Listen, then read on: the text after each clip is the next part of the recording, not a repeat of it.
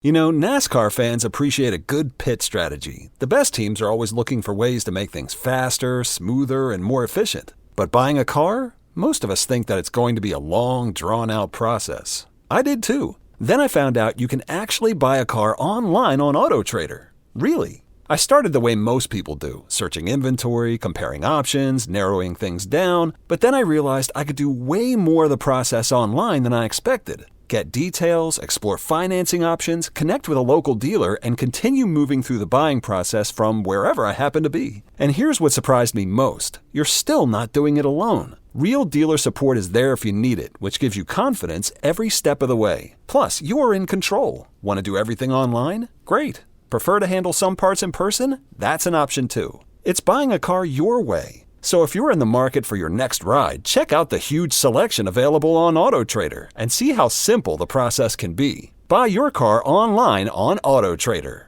Really. Visit autotrader.com. What if the freshest thing you ate this summer didn't come from a store? Meet Garden. Garden is the smart indoor home growing system that grows flavorful greens, herbs, fruit, and vegetables right in your kitchen. No backyard, no experience, no grocery run required. Garden automatically balances water and light, so nutrient-dense produce is always within reach. Heading out this summer? Kelby, Garden's AI plant assistant, keeps your garden thriving while you're away so you can come home to a harvest. With Garden, your lettuce isn't days old from a truck. It's alive, crisp, and inches from your plate. Fuel your summer from the inside out. Visit mygarden.com, that's my GARDYN.com. This is episode 466 of Wheel Bearings. I am Sam Abuel-Samad from Telemetry. I am Roberto Baldwin from SAE International.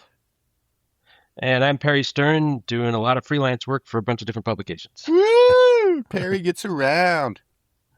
I do. Perry, I think you had. Thanks for joining us this week. By the way, certainly.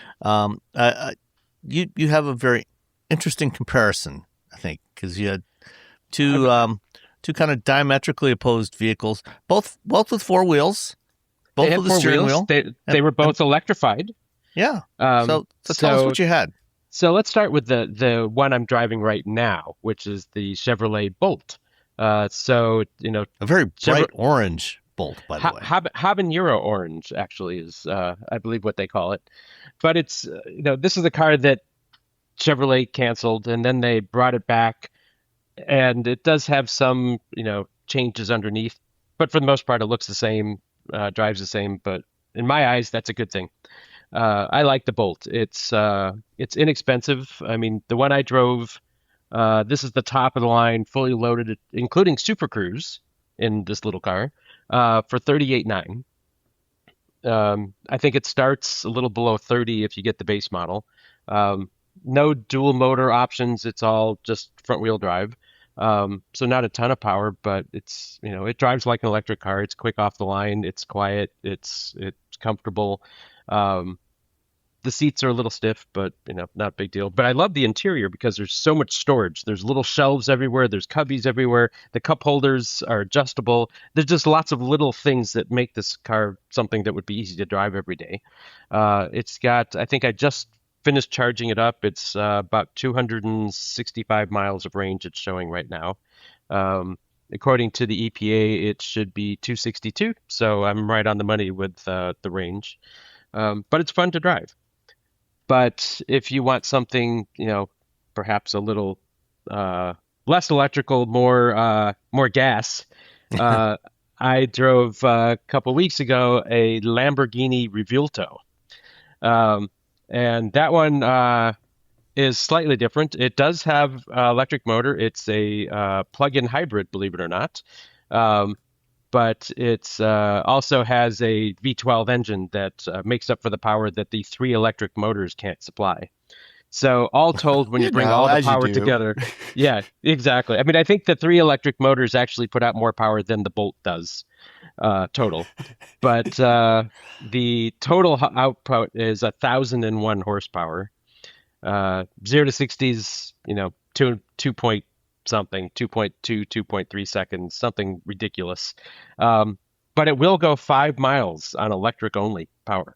Ooh. I know, exactly. It actually has a CCS charge point port in the trunk. You actually have to open the hood to plug it in, and it has a special latch so you can secure the hood while it's still open with a cable sticking out of it. So you can get your 5 miles of range.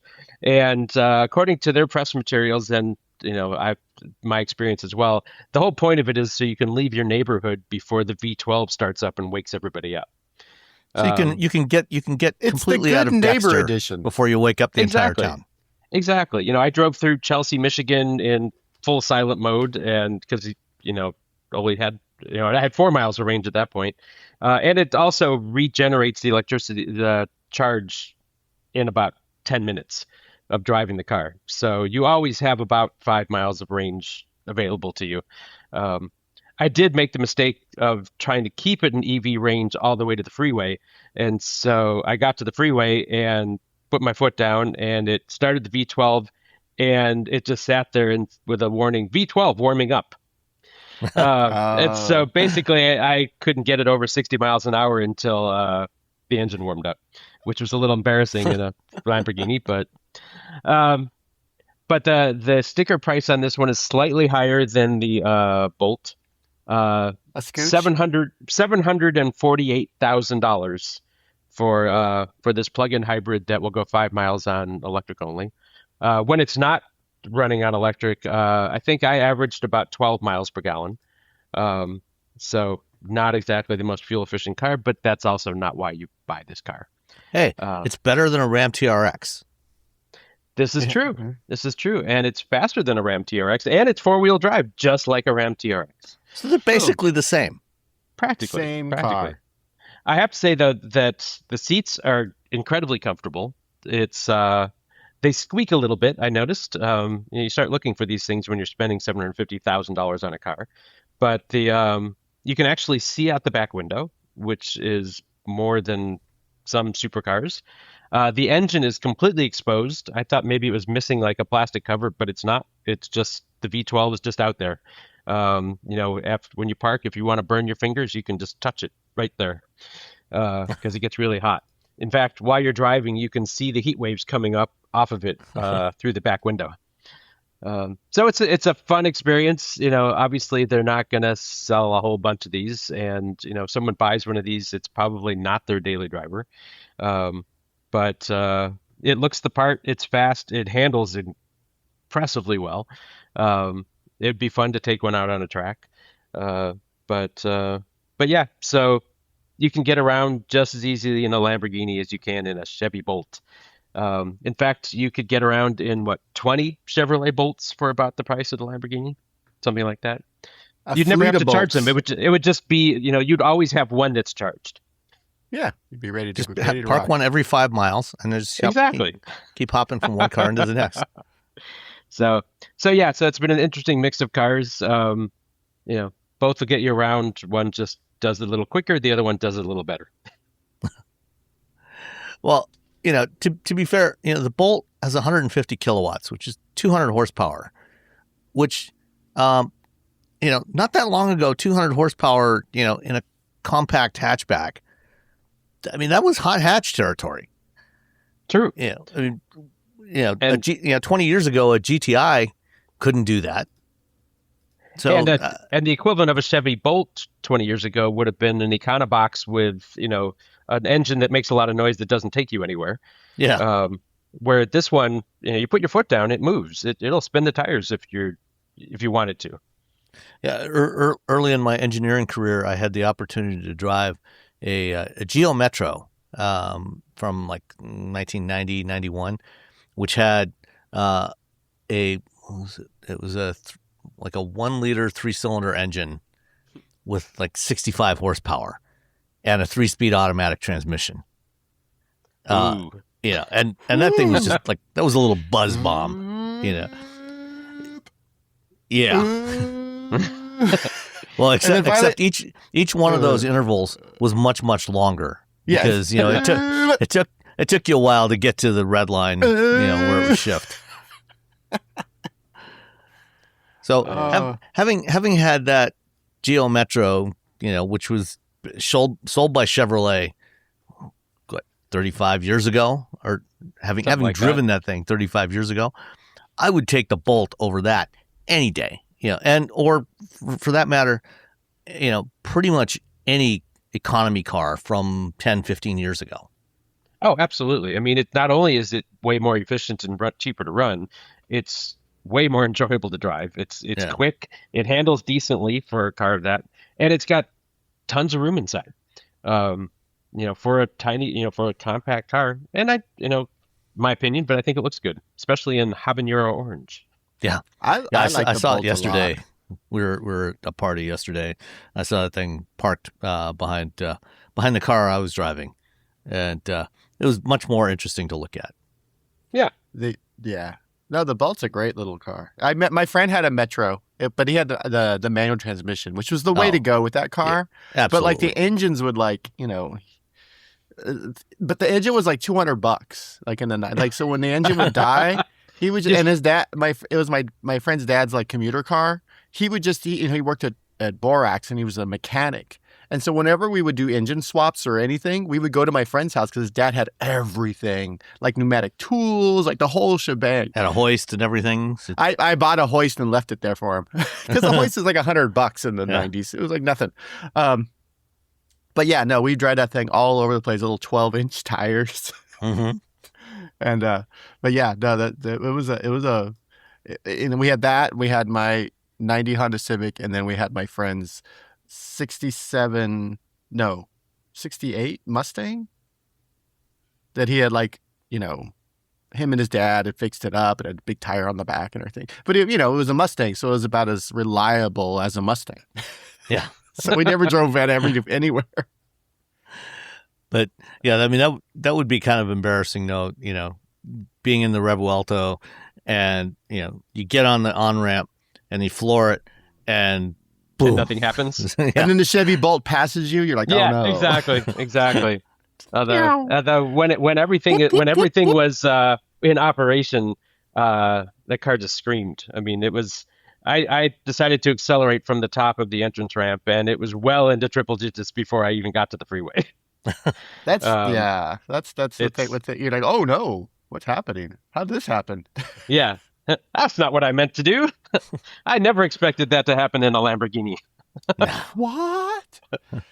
Yeah. When I drove the Huracan Storado a couple of years ago, that same thing. I mean, that one was not a hybrid or plug-in hybrid, but still, when you start it up, it would let you know that, hey, it's got to warm up a little bit before you get full performance. It's a precision machine. Yeah, and then but once it's warmed up, oh boy, it let you know it was a Lamborghini. I think the last 3 generations, at least, of Lamborghinis have been so Lamborghini that you're like, you know what, this is exactly what you should be doing as a company. And so everyone you get into, you're like, yeah. I don't think that's true for Ferrari for the last for the last few generations. But this one also, the fact that they've already decided they're not building an electric car, but this was their first electrified production model. And yes, if you just had the V12 putting out 800 plus horsepower, don't think many people would whine and complain. But it's kind of nice, to go into 4 digits for horsepower. But it does have, I just have to say, it had about $150,000 worth of options on it. Again, you could buy a whole bunch of bolts. But the paint itself, which was very pretty, it was blue Cepheus, parentheses, light blue. That's what it says on the sticker. $13,100 for the paint.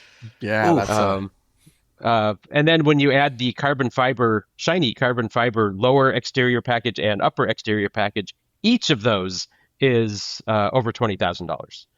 Wow. So basically, just the exterior.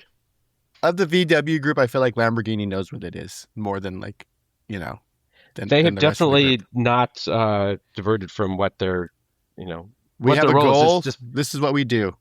It's just, it looks extreme. It is extreme. It's, but I have to say it's certainly more comfortable than previous Lamborghinis that I've been in. It's easy to get in and out of. You can see, it has, half an inch of ground clearance or so, maybe more.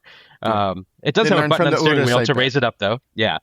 So it's, I don't think I could afford to make that my daily driver, but I was in a Huracan drive program. They had us pull over into a parking lot, and I scraped the front of the car because the parking lot they had us in, and like the PR person was like, when he saw it, I'm like, what do you put it? What are you doing?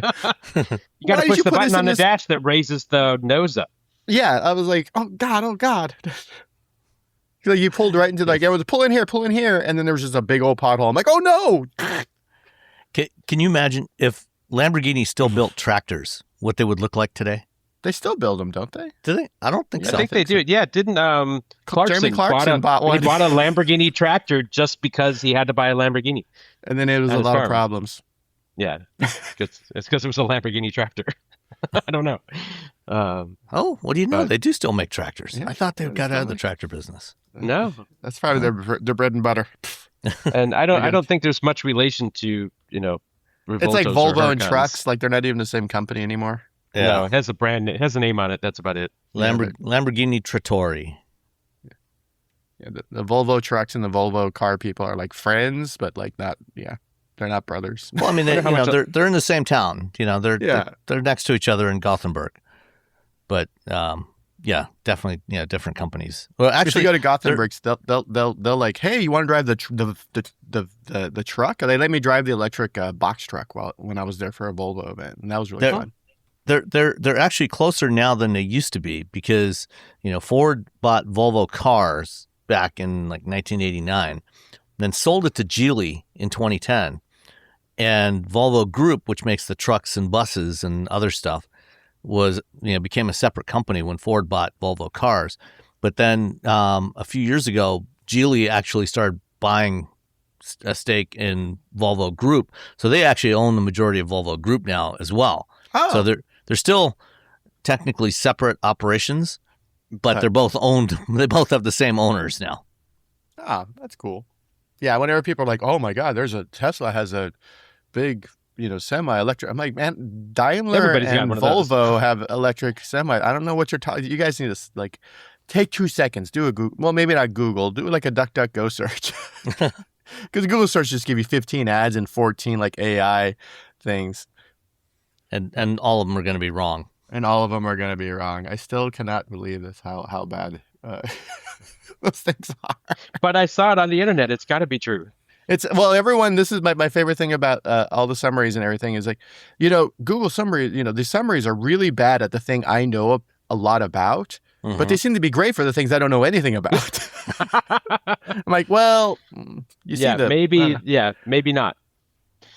NASCAR fans appreciate a good pit strategy. The best teams are always looking for ways to make things faster, smoother, and more efficient. But buying a car? Most of us think that it's going to be a long, drawn-out process. I did too. Then I found out you can actually buy a car online on AutoTrader. Really? I started the way most people do, searching inventory, comparing options, narrowing things down, but then I realized I could do way more of the process online than I expected. Get details, explore financing options, connect with a local dealer, and continue moving through the buying process from wherever I happen to be. And here's what surprised me most. You're still not doing it alone. Real dealer support is there if you need it, which gives you confidence every step of the way. Plus, you're in control. Want to do everything online? Great. Prefer to handle some parts in person? That's an option too. It's buying a car your way. So if you're in the market for your next ride, check out the huge selection available on AutoTrader and see how simple the process can be. Buy your car online on AutoTrader.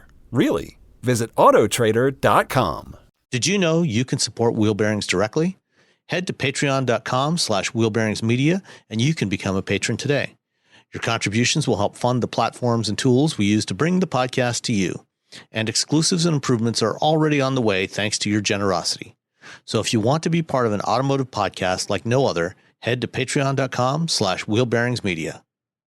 We've updated the Wheel Bearings merch store, and now there's a whole bunch of new choices, new colors, new styles, t-shirts, sweatshirts, hoodies, hats, mugs, travel mugs. stickers, aprons, tote bags, you name it. You can get your Wheel Bearings merch at shop.wheelbearings.media. Go check it out. That's shop.wheelbearings.media.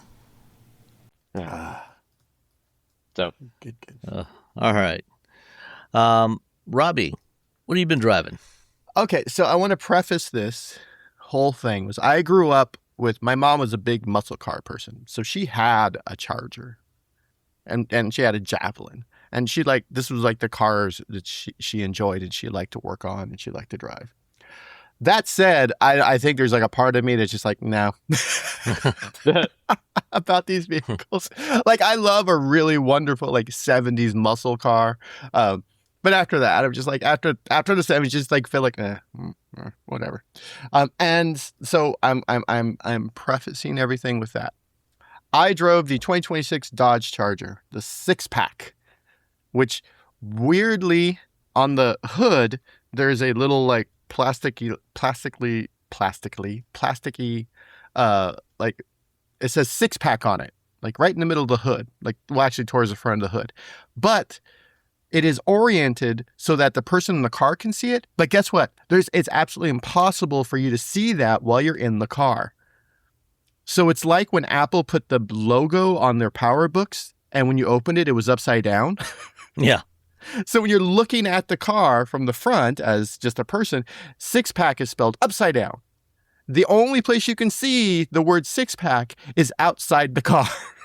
You can't see it while you're in the car. It's too horizontal. Yeah, it's at a slight angle. Well, there's a little hump in the hood, and then it's horizontal. So there's a little hump in the hood, so you can't even see the element. You can't see like the little. Yeah. And like I like sat and I put my head all the way up to the very top of the windshield to like maybe if I was like really tall, I could see it. No, you can't. You just can't. You can't see it. And so that's sort of like the whole. That's how I feel like this whole car is. It has an inline six. One of the one of the best engines ever. It's all-wheel drive, cool. So it has 420 horsepower. It's a 3-liter twin turbo 6-pack. So it has 420 horsepower, 468 pound-feet of torque. It'll do 0 to 60 in 4.6 seconds. I guess it didn't feel like that. Well, they have the performance pages. You can actually test that out yourself. Yeah, I know, but where? Like, it's public roads. Where am I going to do this? There's like people around. There's like, like the place where I end up doing a lot of like, sort of just going for it is uphill. Like it's like a lot of people don't drive on it. I'm not going to do a downhill. So I do a lot of sort of like, okay, I slow down and then I just punch it and then I go up this hill. And some cars kill it. I remember it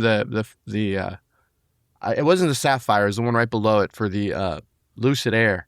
I yelled in obscenity when it took off because it was just like, wow. The 6-pack just seemed like, I guess. And I think a lot of I don't think it comes down to the actual motor and the engine. I think a lot of it comes down to the transmission on this vehicle. The transmission it does not feel like it's up to the task, to be honest.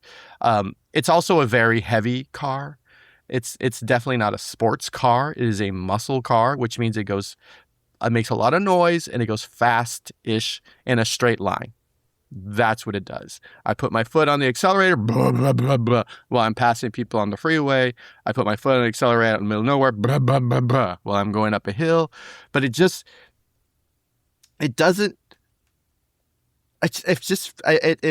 feels like it doesn't have a soul. There we go. That's what it comes down to. It feels very just sort of like, well, we did the thing we said we were going to do. Is it because the cars like the old Charger Hellcat felt like they were, they definitely had a soul? Yeah, you felt like you're like, okay, like it's to me, whenever my issue with the Dodge lineup is that the Mustang exists and you can get a nice, loud, blah, blah, blah Mustang that actually handles.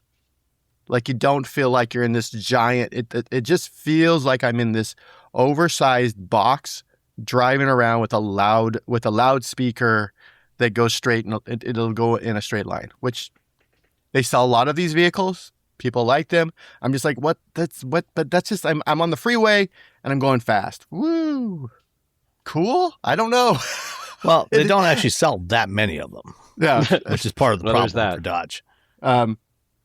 So I feel like it just doesn't, I think the old one, I'm like, all right, you would get in it. You're like, okay, this is not a car for me, which most cars really, to be honest, aren't really, I don't like a big SUV. I'm like, what am I going to do with this? I'm a big van person. I think I've talked about, I love wagons. I love small, nimble sports car. They don't need to have a lot of power. I'm fine with, I'd rather have fun than just sound loud and impress other people. That's the whole thing.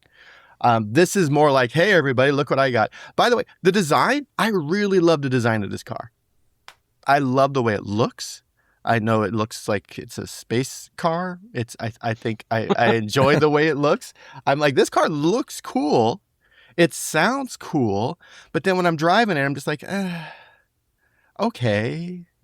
It's, I feel like the Honda Accord has more soul than the SixPack, which is just like, oh. That's a statement right there. Yeah, right? I'm just like, okay. And, I've driven, Scat Pack, Hellcat, blah, blah, blah. These are all the weird names. They have a thing called attitude adjustment, which all it does, is it changes the colors inside the car. Like the little ambient lights. So I made it purple. I'm like, I don't know. Attitude. Okay, fine. It just feels like I'm like, of all the, instead of like, I really feel like if they just tightened up that transmission, tightened up the shifts, and and without the paddle shifters, just like, come on, let's go, come on, and then with the paddle shifters, you're like, everything feels a little bit herky-jerky than it should feel, and you're just like, this is killing me. It's killing me because I want to like say, okay, this is a proper muscle car. Bah, bah, bah, bah. And it says, bah, bah. Just like, I'm like, that's it. The seats are really comfortable. It is a very comfortable, like inside, it feels like you're in a cocoon, which again, sort of like, to me, it feels like it's hugging you a little bit too much. It feels like almost you're inside bubble wrap because it's just so big it's got all the elements, that should make it like not the fastest car, which, I understand that's totally fine. But I feel like the lack of evolution when it comes to chassis control and the transmission just shoot this car right in the foot, which is so sad because, again, you want a muscle car. You don't need, let's say you don't need a big V8. You can't afford a V8. You just want a nice, inline six, which is typically a bulletproof motor. You want something that's going to last as long as possible. And then you get this and it's like, cool. And it looks cool. You're like, nice. And you sit in, you're like, oh, this is comfortable. And then you drive, you're like, I mean, it is a big car. It's a couple of inches wider than the wide body version of the old Charger, and it's like 6 or 8 inches longer, and it's heavy. I just pulled up the specs. The RT that you had, the standard output Hurricane, is 4,741 pounds. It's almost 4,900 for the Scat Pack, and way over 5,000 for the EV. So this is a big honking car. But it is very roomy. And it is very roomy inside, but I would gladly trade roomy for a little bit more, for more fun. So one of the things when you live in the Bay Area is when you go over the Golden Gate Bridge. I did a big loop yesterday with the car, driving it around the Bay Area. And if you live in the area, you drive in the right lane on the Golden Gate Bridge next to the wall, next to the little partition. And the lanes are really small on the Golden Gate Bridge because no one else is going to be in that lane if they're from out of town because they're terrified of hitting the wall. And I was in that lane and I was just barely, like at one point a truck like kind of started veering to my lane. I had to slow down. I was like, Jesus, I'm gonna die in this car because it's so wide up. Because you'll be driving, you could check your rearview mirror just to make sure that you're inside the lane. And I was just barely inside the lane, but I was also just barely, within inches of the wall. And I'm just like, this thing is so big. It's so big, and I got the four-door version. I think, I like the design, but I think the coupe is, a better looking car. They're the same length, though, aren't they? They made a big point of that they're the exact same profile. In fact, the roof sheet metal space is even the same. Yeah. Yeah, the roof sheet metal is exactly the same. Yeah. It's only the body side stamping that is different between the 2-door and the 4-door. So you get the 2-doors got the B pillars further back by several inches, so you got longer doors so you can get in and out of the back seat. Giant door. It is interesting that I just looked up the Charger SRT Hellcat wide body weighed about 4,600 pounds. Yeah. But it had But it had 777 horsepower too. And it almost feels like you need that much horsepower to or something like that. Pull that much vehicle around. It's got twin turbos, which but of course you have turbo lag, and so what happens is that you have this big engine, you have these twin turbos, but when you go to take off, it's just like, oh, hold on, I got to grab all my stuff and pull. Here we go. The first time I'm like, okay, I'm gonna put the hammer down. I was just like, oh man. I actually have a Charger scheduled a few weeks from now, and it's the Scat Packs. It's the 550 horsepower version. But so far I've only driven the EV, and the thing I came away from driving that car, is that it would be a great long distance cruiser. Exactly. Yeah, if you're doing a cross country drive, it'd be great for that. They got an eco mode, but you have to. You can't access eco mode with the drive modes on the steering wheel. You have to go into the screen. But there's an eco mode. I'm just like, this would be a great I need to drive to LA. Just throw it in eco mode and you just cruise down the freeway. It's a really nice GT, like a cruiser. Which is okay, a big old classic American sedan. Yeah, it's for as a American sedan cruiser. I just need to get somewhere, and then I want to be comfortable. And it's comfortable inside, and the infotainment system works, and it wireless CarPlay, wireless Android Auto. You got USB charge ports. It's this is it's nice. It's comfortable inside. It's there's a lot of really cool things I like about the car, but it's not the car that you're promised, in my opinion. It's not what they're billing it to be.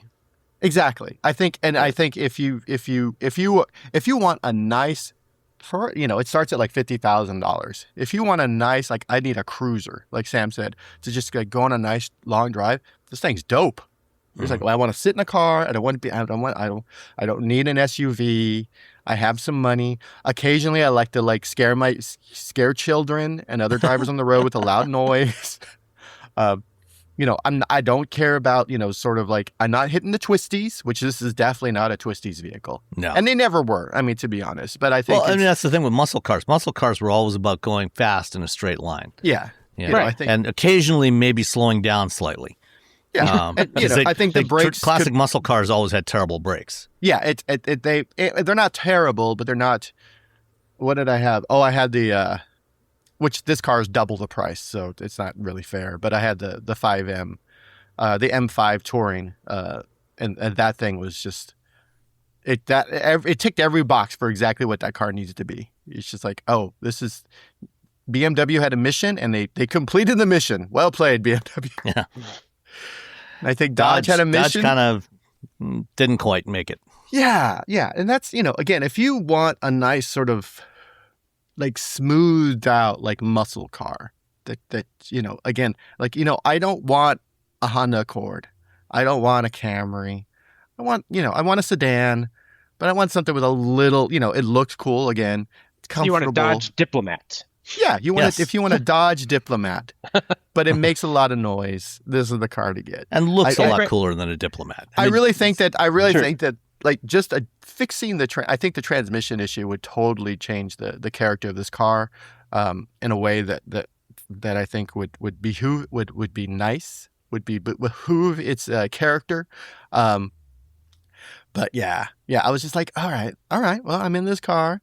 and I've been, like I said, I've been the other vehicles, and you're just like the other trim levels over the years, and I'm like, all right, this is not a car for me. Again, most cars are not for me. But you're able to say, okay, this delivers what it's supposed to be. And, those cars do deliver. You're just like, okay, here we go. Let's do this. And what's weird is if you put it in sport mode, it'll turn traction control off, which I'm like, yeah, sure, whatever. But it leaves lane keep assist on. Okay. Which I was like, all right, let's put it in sport mode. And it tells you traction control turning off. And it has the little picture of the car with the little squiggly lines underneath it to say, you're going to die if you don't know what you're doing. But so I'm driving, and then it lane keep assist kept nudging me back. And I'm like, well, shouldn't that override this other thing if I'm putting in I want the traction control off, but you know what? I still want lane keep assist. This seems weird. So I had to go in. I had a manual turn it off in the screen, and then you could do your sort of ape, driving through the hills. On long sweepers it does fine. It does exactly what you expect. I just really think that transmission needs to be updated, shaken, adjusted, something. Something just. That's funny because it's the ZF 8-speed that they've been using in Chrysler, FCA, Stellantis vehicles for years. So it's generally worked really well. I'm surprised that it's so bad in this one. It works well, but it isn't tuned for this vehicle. How's that sound? It's not that the transmission setup just feels off. Yeah. It feels like it's for it's the Durango or something. Yeah. Like a regular Durango. It just feels like it's just it doesn't have any character. It feels like they just just throw it in there. We're running out of time. We did all the other things. We made it loud, okay? We made it loud. And it's comfy. We made it loud, comfy, and it looks cool. Well, should we tune it? Nah. No. So the SixPack Dodge Charger RT. If you want a more a calmer Dodge Charger, if occasionally you want to go fast, but really you just want to kind of cruise around town. This is you got $50,000. You don't need to scare the bejesus out of your passengers. This is the car to get. Well, speaking of the Charger, like a month or so ago, I went to a tour of the Chrysler Technology Center in Auburn Hills. They were celebrating their 30th anniversary there. 30th. And as we were going through the building, I noticed on a hoist in one part of the building, there was a black Charger sitting on the hoist, sitting up in the air on black steely wheels. And I thought, oh, yeah, they're bringing back a Charger police car because they haven't had one for a few years. Interesting. This week at the Police Fleet Expo in Daytona, they actually, Dodge showed off the Charger police car. There's so much room. Why not? Yeah. Well, it addresses. Will be so happy. It's literally as big as a whale, and it's about to set sail. That's what the car is. Well, and it addresses the biggest complaint that police had about the old Charger, because they liked the performance of the old Charger, and the back seat was roomy enough even in that one, for people that they were arresting. But the big complaint they had, they always have to carry so much gear in these modern police cars. The Charger had a fairly small trunk opening. And, so they actually, this is why a lot of the police agencies have shifted to SUVs, especially since the Crown Victoria went away. The Crown Victoria had a huge trunk opening. The Charger always had a fairly small trunk opening, so it was hard to get stuff in and out all the time. And, of course, the new Charger is a hatchback. So you get this massive opening in the back. So it's ton of easy. Space back there. Yeah. They left all the floor mats in the back, like rubber floor mats. I was like, oh, all right. But yeah, it's got a huge trunk. Mm-hmm. Again, like Sam said, this is a great GT. This is you want to cruise. I'm going to Vegas from LA. You can throw all your stuff. You and your three of your friends, you're all going to be comfy.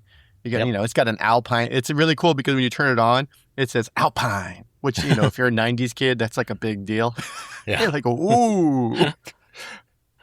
It's really back Gen when X Alpine meant coded. something in car audio. Yeah, it's very Gen X coded, to be honest.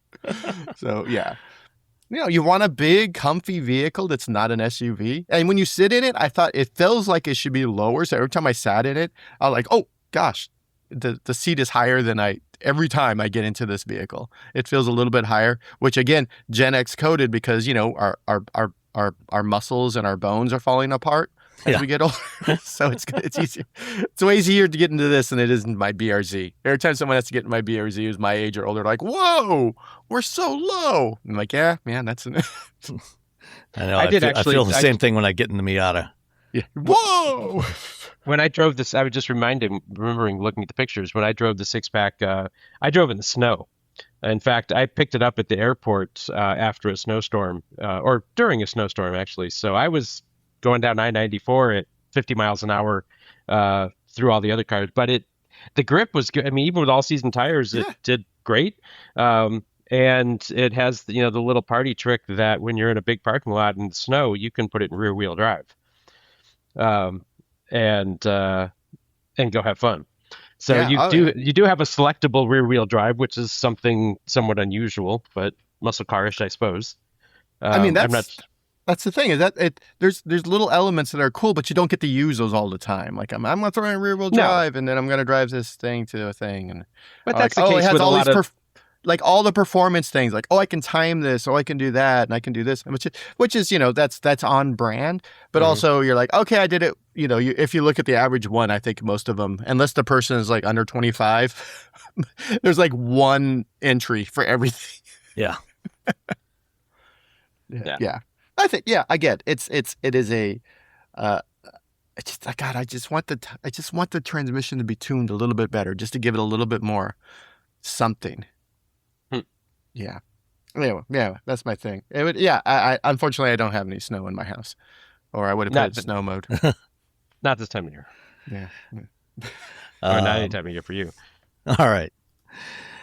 Well, I've had this week the Subaru Outback, specifically the Outback Touring XT. Which I think is like the highest trim level of the Outback. So, when we saw the Outback, was it this year? No, or last year at the New York Auto Show? I think it was last year, because this year was the EVs. Yeah, because this year I've already driven the Wilderness Outback, so I had to be last year. Yeah. So, the new Outback looks quite a lot different from the previous generation Outback. I mean, if you are a fan of the design of the old Outback and you want a new Subaru, the Trailseeker is probably the car for you. But the new Outback is actually, it's almost exactly the same size as the old Outback. It's like within it's less than an inch longer. It's got the same wheelbase. It's about an inch and a half taller. But the way that they have changed the design actually makes it look substantially larger than the old Outback. And I finally realized what it was the other day.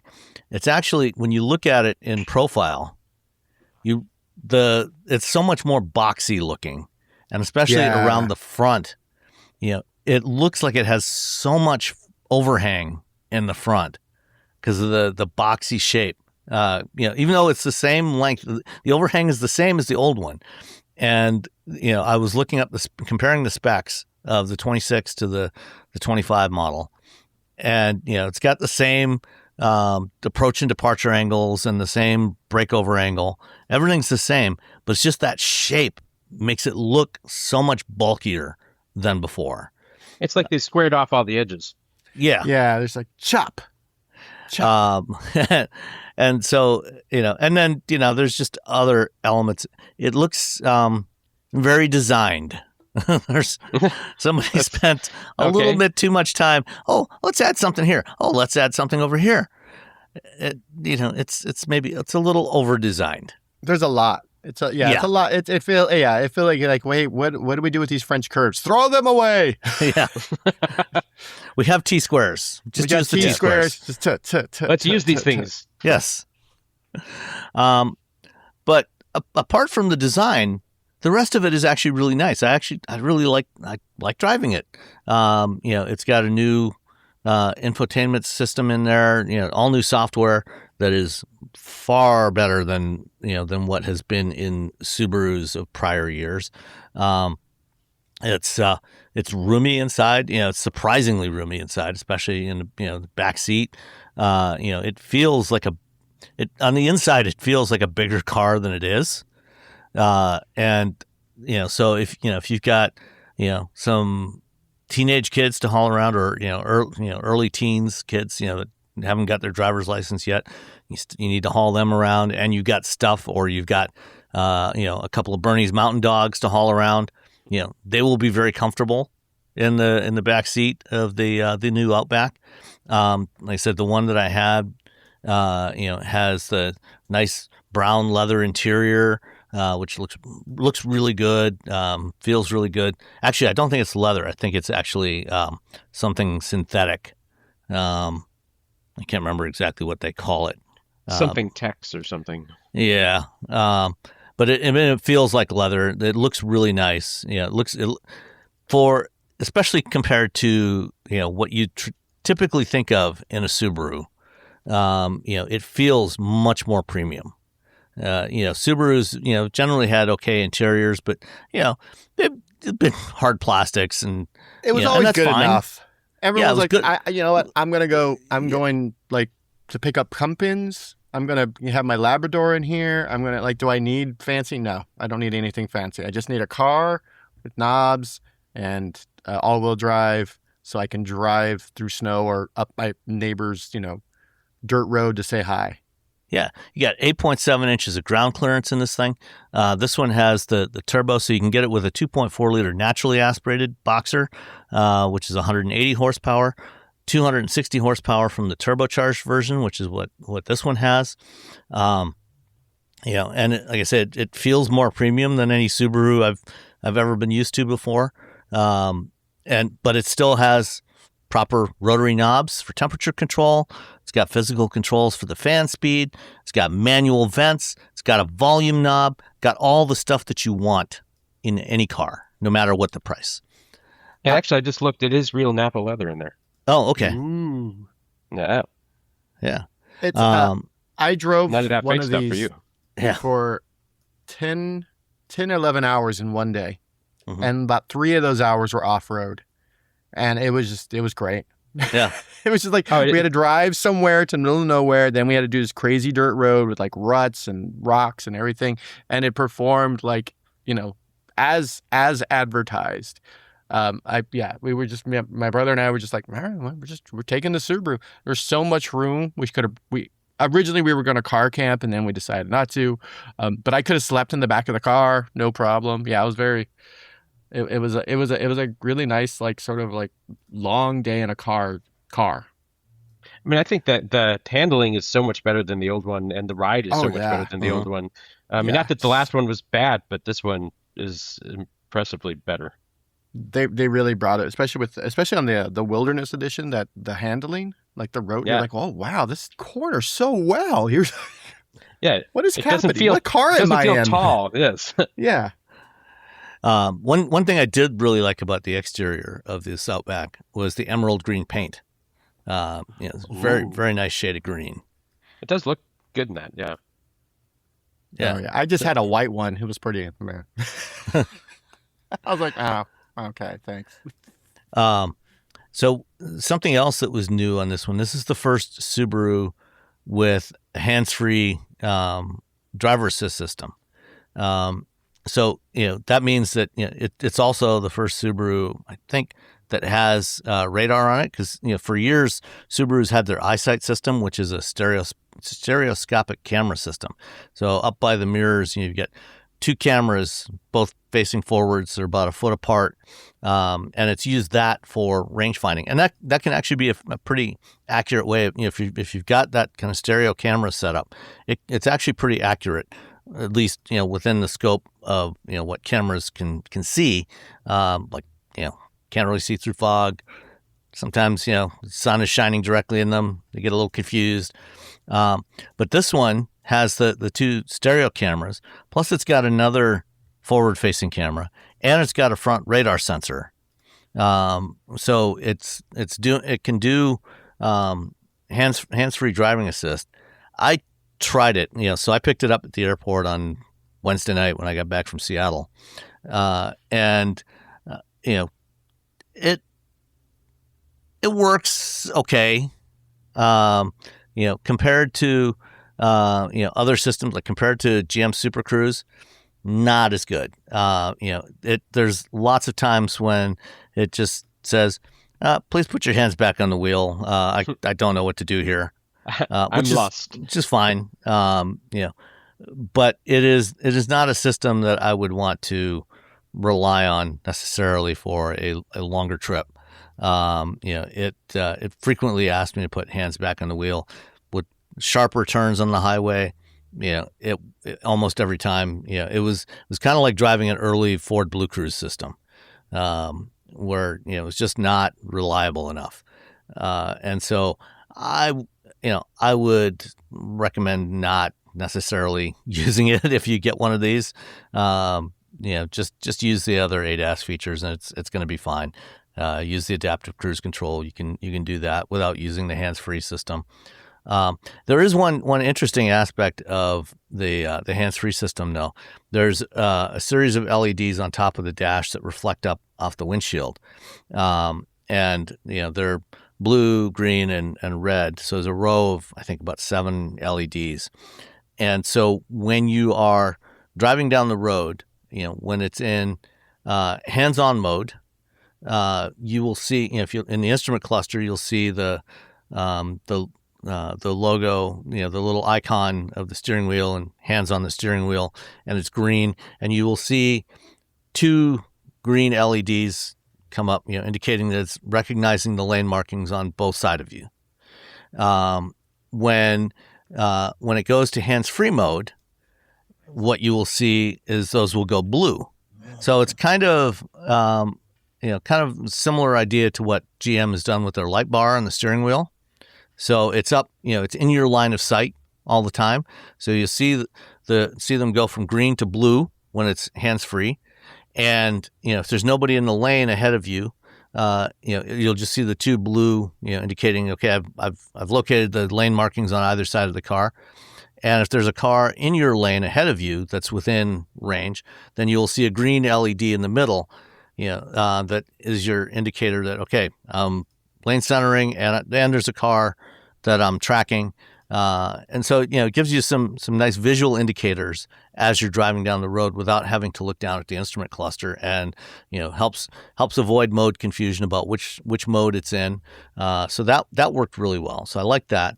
And, we'll see, keep tracking this in the future, when I drive future Subarus to see if the system gets better. Hopefully it will. But right now it's not really robust enough. The Outback Turbo rated at 24 miles per gallon combined, 21 city, 29 highway. I've been averaging about 25 so far in my driving, which is decent, for, this is for the turbocharged version, 260 horsepower. It's got plenty of performance. It's not a small car. Yeah, I mean, it's a good sized car. It's very nice to drive. And as long as the looks don't put you off too much, it's definitely worthwhile. I mean, I know there's already at least 2 of these in my neighborhood of this current generation Outback. I've been seeing them over the last several months. And I suspect I'll be seeing more in the future, to eventually, as people replace their older Outbacks, probably migrating to one of these. Because Subaru owners tend to do that. They tend to be very loyal to the brand. Subaru people are Subaru people. Yeah. Yeah. I'm on my second Subaru, and I'm just like, I just need a car. Yeah. I mean, mine's the BRZ, so it's like, it's sort of. But this weird it does what you expect. Subaru. Yeah, it does exactly what you expect a Subaru to do. Big old knobs for the climate controls, the world's worst infotainment system. It's from 2004. Well, now it's got a decent better, infotainment system. Still got the knobs. It's very roomy. Oh, and compared to the Jeep Cherokee I was driving last week and the Rivian R1T the week before, these seats are also very comfortable. The Cherokee and the R1T both had very lumpy seats. This very comfortable seats. It's not. I don't know. I don't know what's going on with the people in the seats. Like, what are we? That Charger had really comfy seats. I'm like, yeah, but it also had electric door instead of mechanical doors. I was like, oh, come on. I know that thing really bothered me. The electric doors, because like it's a Charger. What are we doing? What are we doing here? This should have like a big clack. They should be marketing this like they do with the G-Wagon, where you got to slam the door. Feels like you're closing a vault. Wow. Yeah, that's like, they should be like, manly door open, click. No, it's like, kink, and the whole thing pops open. I'm like, ugh. No, all the door handles on the Outback are nice and mechanical. Nice. So you get nice, reach in, grab it, pull it out. It actually comes out from the door a little bit as it unlatches. Nice mechanical latches on the inside. It's very good. I like this car a lot. The only thing I'm not thrilled about, the way it looks, price tag. For this one, this is a loaded one, $49,840. So that's about as expensive, I guess. I mean, if you don't go Wilderness, I guess, or maybe this is actually more expensive than a Wilderness. Because I think was it the XT Touring? Is that what you said it was? Yeah. And I think that's the top of the line. I believe so. So let's see. There's the Premium, the Limited, the Touring, the Wilderness. The Wilderness starts at $45,000. The Limited XT is $44,365, and the Touring XT is $48,000. This is the top of the line. But it's like it's got the driver assistance stuff, which is like, nah. To be honest, adaptive cruise control, that's all you really need. Yeah. I mean, the base premium model still gets you the same Subaru all-wheel drive system. You get the EyeSight driver assist technology. It's $35,000. Yeah. For a lot of car. Yeah. And they all come standard with all-wheel drive. They always have, so. Yeah. The only Subarus that don't have all-wheel drive are the BRZ and the base Uncharted, which is front-wheel drive. But which is wild that the Toyota version is standard four-wheel drive, but that's a whole different story. Yeah. even that base but premium, it has real door handles for an EV. Yeah. Yeah. Like just regular, like, hey, you know what? Here's some regular door handles. Don't even worry about it, yo. Even that base $35,000 Outback, has the same 12.1-inch screen with the same infotainment system that's on this $50,000 one. You get the My Subaru connected services. You get the same 8.7 inches of ground clearance. Power rear lift gate. You actually get all the most important stuff. It's pretty well equipped for a base model, yeah. So, the ventilated seats are nice, but I can live without them. Yeah. I mean, my WRX, like the best thing was after a long day snowboarding was the heated seats. Oh yeah. Also the all-wheel drive and the fact that I could just blast by everyone on the road in the snow. I don't know if you get heated seats in the base model. Let's see. Oh no, you do. The base model has the all-weather package with heated front seats, heated exterior mirrors, and a windshield wiper de-icer. Boom, done. You live in the Northwest or Northeast, or even the Northwest. You live in Tahoe. Boom, here's your car. I mean, Northwest, you have to. It's almost the law. You have to own a Subaru anyway. Yeah. Anything above like back there, we went through 3 of them. I think 4 of them over time when I was living there. The only reason I don't have one now is I have a camper to tow, or a bigger camper to tow. I used to tow a camper with a Subaru Ascent, but now it has to be an F-150. But yes. So just get the base $35,000 Outback Premium. Splurge $395 for the emerald green paint because you can get that even on the base model, and then take your pick of black or gray StarTex interior, and you're good. Yeah. You got the rest everything of your money you need in an Outback. Everything else you need on roof racks and bike racks. That's all you. Yeah. And the little thing in the back so your interior doesn't get totally destroyed by your dog. The little hammock. Yeah. That's all. I like that little hammock thing. That's a cool feature. Yeah, we have one in the Ioniq 5. That's the dog car.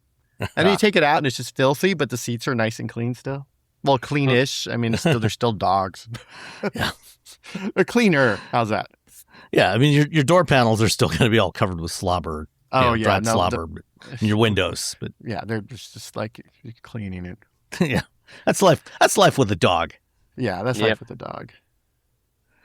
All right, let's carry on. So, Perry, you and I were in Seattle this week. We had a slight overlap there because we were on different waves.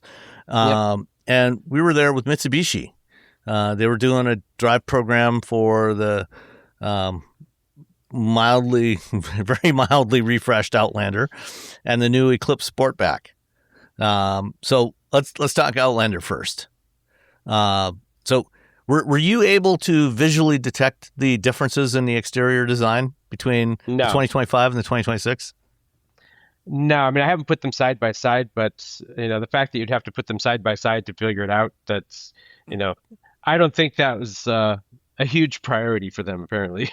Yeah, it's the changes were very, very subtle. Like in the upper grille area between the headlights, there's different texturing there, like where the 3-star diamond logo is. Apparently there's different texturing there, and there's some other very subtle changes.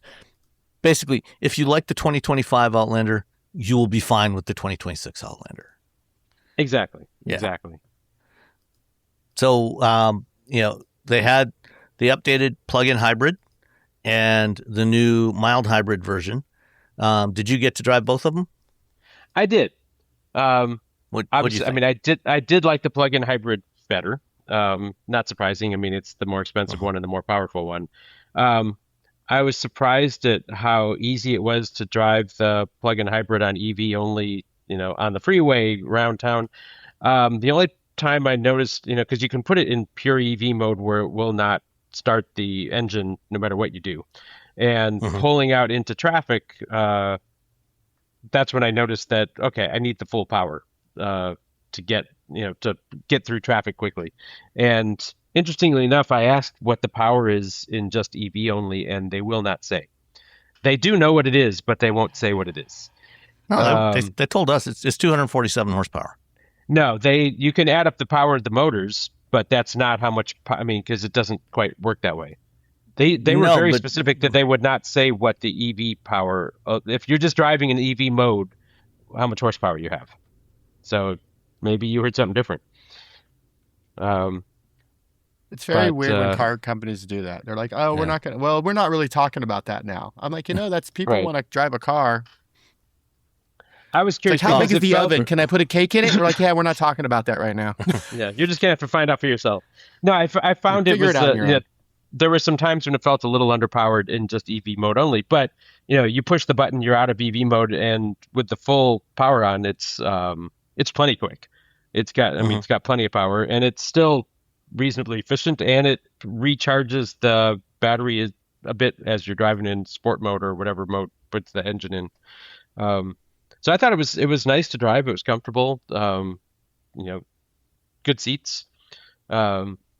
Didn't have electronic latches on the doors. They had normal handles. So yeah. Yay. I'm so happy everyone's figured out. You're like, the 0.25 miles of range we're getting from these weird doors handles. Yeah, that's not really worth it. People don't like these. Plus, regulatory, it's going to, I think after China's like, yeah, we're not doing this.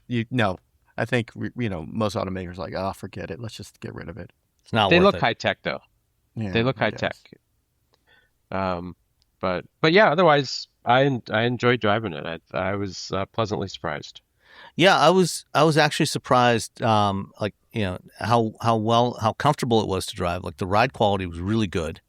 On some of the roads, that were a little bit rougher surfaces, it was very smooth, really good body control. This is a pretty good size, upper compact, mid-size crossover. This is built on the same platform as the current Nissan Rogue. So it's the exact same wheelbase. It's like an inch longer or something, I think, overall. But it's the same wheelbase, same track width. So it's the same platform, but the powertrain is completely different from what you get in a Rogue. Right. And what was interesting, I mean, their hybrid system, their plug-in hybrid system, is kind of different architecture. It's more, in a lot of ways, it behaves more like an e-Rev, because it's basic when it's in hybrid mode. Or electric mode, it's essentially operating as a series hybrid. So the electric motors, most of the time, you get and even in the EV mode, except for at the highest power levels, the highest power demand, right. It's operating as a series hybrid. So the so the engine is driving the generator on the front axle that is charging the battery. If you've got charge in the battery, if you've charged up the battery, then it's not even doing that most of the time. And the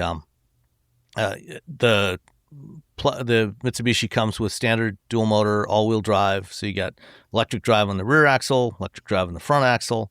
I found that even in just pure EV mode, it generally had plenty of performance. It was not an issue at all. And then I guess, if you're coming out of a Revuelto and stepping into this, it might feel a little sluggish. But overall, it was fine in electric mode. And I would agree with that. For the most part, it was. Yeah. And, then when the engine does come on, there's a clutch mechanism similar to what you get in a Honda hybrid, where at higher speeds, or if you need maximum power, the clutch engages and it'll drive the front wheels with the engine in addition to the electric motor. Interestingly, the range went up from 37 or 38 miles last year to 45 miles on a charge. And the power level went up significantly. So, total output now between the engine and the electric motors is 297 horsepower, which is up by about 50 horsepower compared to what it was. But none of that stuff actually changed. The only thing that actually changed is the battery. They replaced the battery. So, and I was talking with the Kevin Sittner, who's the head of EV powertrain engineering for Mitsubishi North America, and Travis Wattles, the head of product strategy.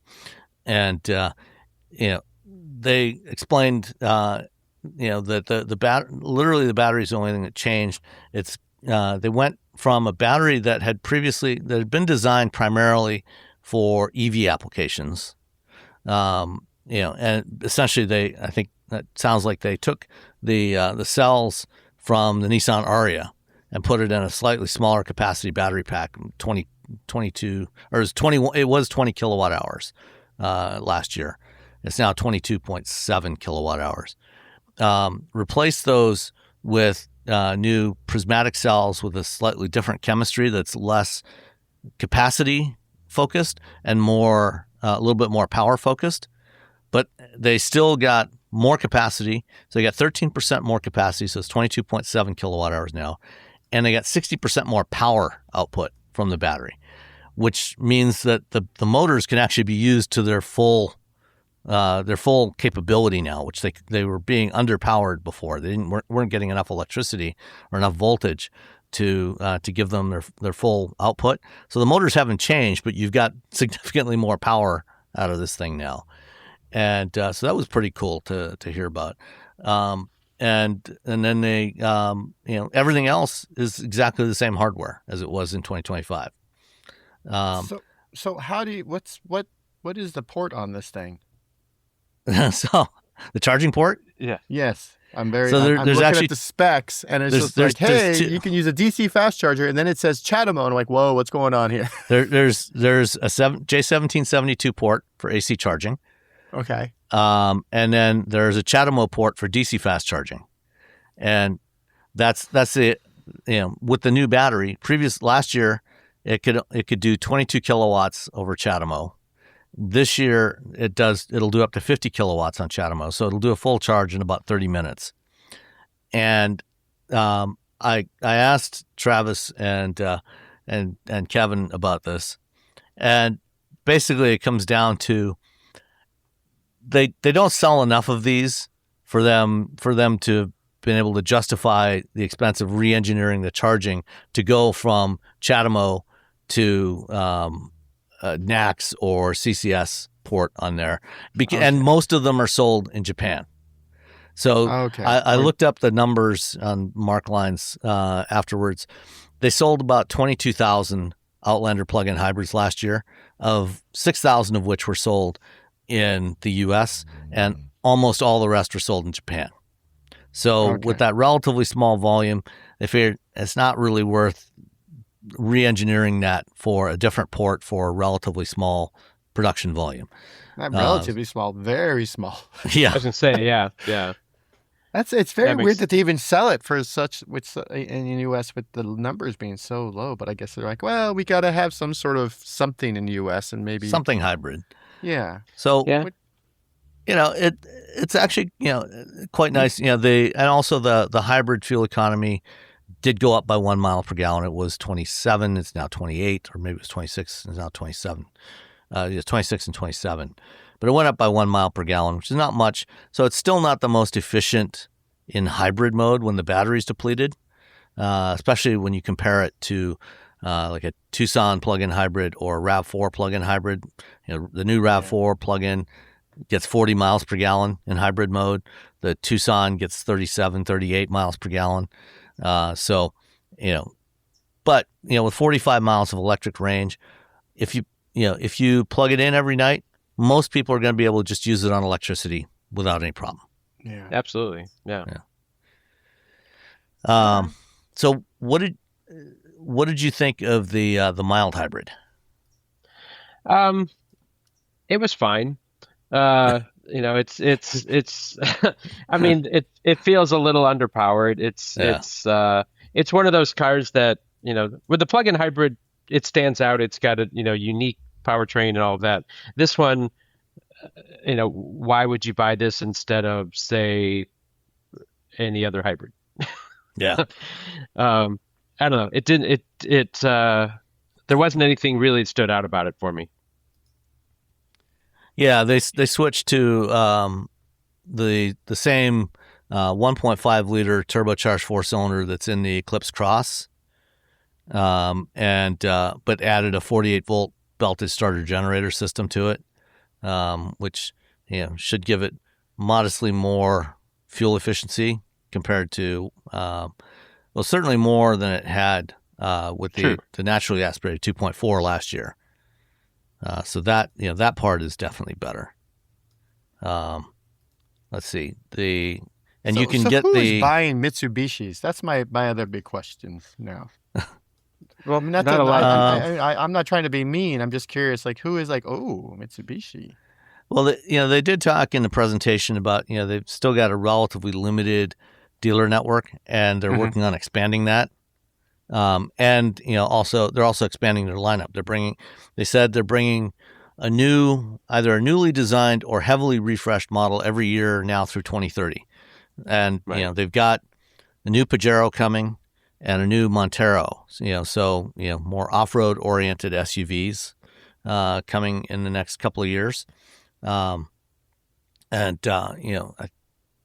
the Pajero is going to be based on the new Nissan Xterra. That would make sense. And then the Montero is a different platform, and they also have a pickup. They're bringing back a pickup truck that is based on the Nissan Frontier. All right. But I think you're right. They do have a limited sales network, which is obviously, that kills them. But that's part of the plan is to upgrade that. If there's a Nissan booth at the auto show, it's always way off in a corner somewhere. Mitsubishi, you mean?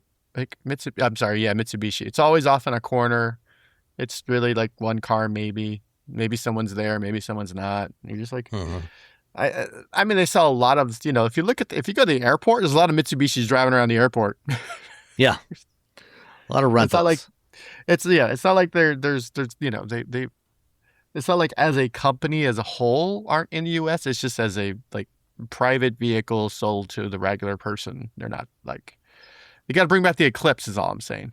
But like a regular Eclipse, not the thing. Oh, they have several cars Eclipse. named Eclipse, but I know. Yeah. I know. Well, the mild hybrid Outlander starts at $30,000. The other downside of the plug-in hybrid, it's a little pricey. Starts at $43,245, goes up. The SEL is $49,000, and then there's the new Black Edition, which swaps out all of the shiny bits on the outside and the inside for black stuff, and that one is $53,695. it's pretty in red. Mm-hmm. Yeah. I mean, it does look good. Yeah, But it's like a few grand more than a RAV4 and the Tucson. yeah, It's like starting price. exactly. Which That- is like, Which makes it harder to grow your sales. yeah, like when you're Yeah. if I'm cross shopping, I'm looking at PHEVs. I'm like, well, the RAV4, that's the RAV4. But the Tucson, Outlander's the only one that again, offers a third row. I was going to say it kind of has a third row. I mean, It has a third row. It has a third There is row. It's not very It useful, has a third row. No, but so it's you there. got that. it is limited space. Yeah. Yeah, I guess. I mean, it's good for. I mean, but to be honest, most third rows on vehicles this side are essentially just to keep your groceries from sliding around so much. Yeah. It's just a really big spacer, so you can, I can pack more things so they don't slide around. They would lift up that third row or throw a toddler way back there, which again wouldn't make sense because you got to put the seat back there. Now that's a whole. Yeah. Well, that's exactly what, when I asked Travis, I had a recorded conversation with Kevin and Travis. That was what Travis explained is how he uses the third row is for his 3-year-old, when he's got to also bring along his mother-in-law and the older child. So I'm going to drop in that conversation here, and we will be right back. All right. I'm here with Travis Wattles, who runs product planning for Mitsubishi Motors North America, and Kevin Sittner, who is in charge of powertrain engineering, electric powertrain engineering for Mitsubishi Motors North America.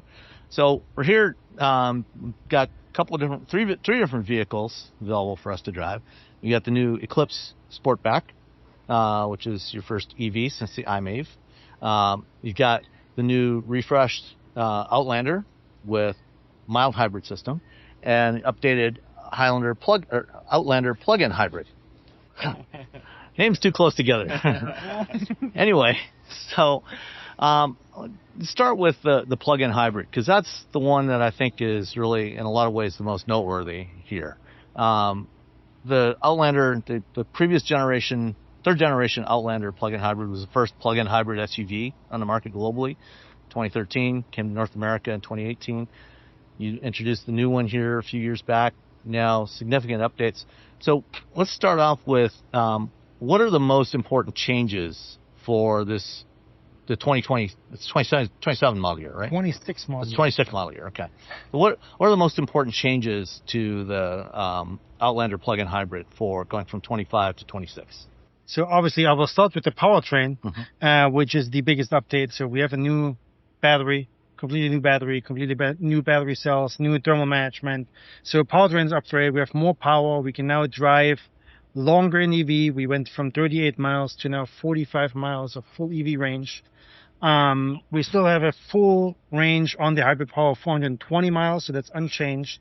But more passing power, more power in EV mode, and better driving. And then on the vehicle side, we've got updated interior for the SEL Premium trim. So we've changed the color from what used to be black and saddle tan to the brick brown interior for semi-aniline leather. And then the mid-trim also adopts a two-tone light gray option because we had it previously on our upper trim, our SEL trim, and we brought it down because it was just so popular that we thought it would be good to bring into the mid-trim as well, give more options to our customers. And then upper trim gains ventilated seats. We've got full LED interior and exterior lights, which is extremely nice. And then on top of that, we got digital rearview mirror and HomeLink added in.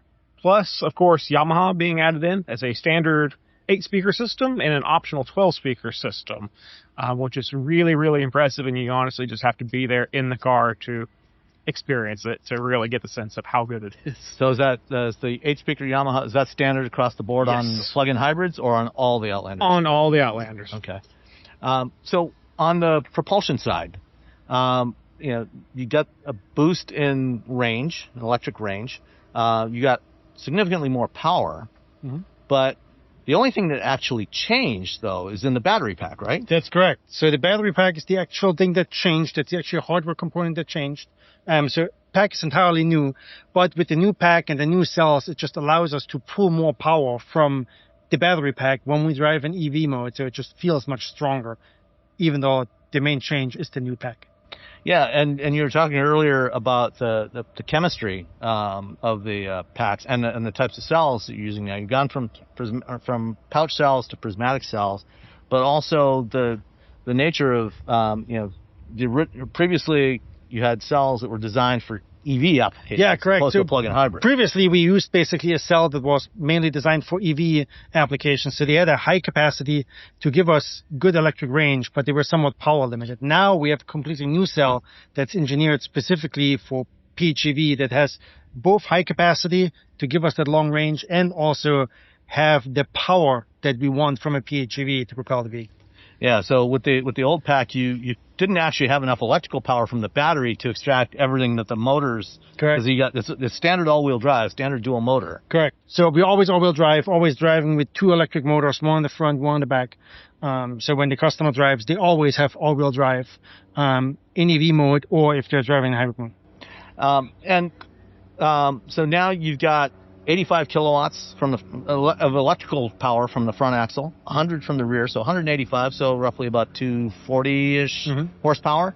So I noticed driving it around that it's very easy to drive it in EV mode and have more than enough performance that you don't have to engage the engine, which on a lot of plug-in hybrids, you're going to be performance limited in EV mode. I think that makes our car really special. That I think you can drive it in EV mode all the time, and you have all the performance you do need for regular driving, even kind of spirited driving with the amount of power we have available from the e-motors. I think that really sets us apart from some of the competition that if you ask for performance, the engine will come on, and you will hear it. It will come on. You have a slight delay, and then the car starts moving. Okay.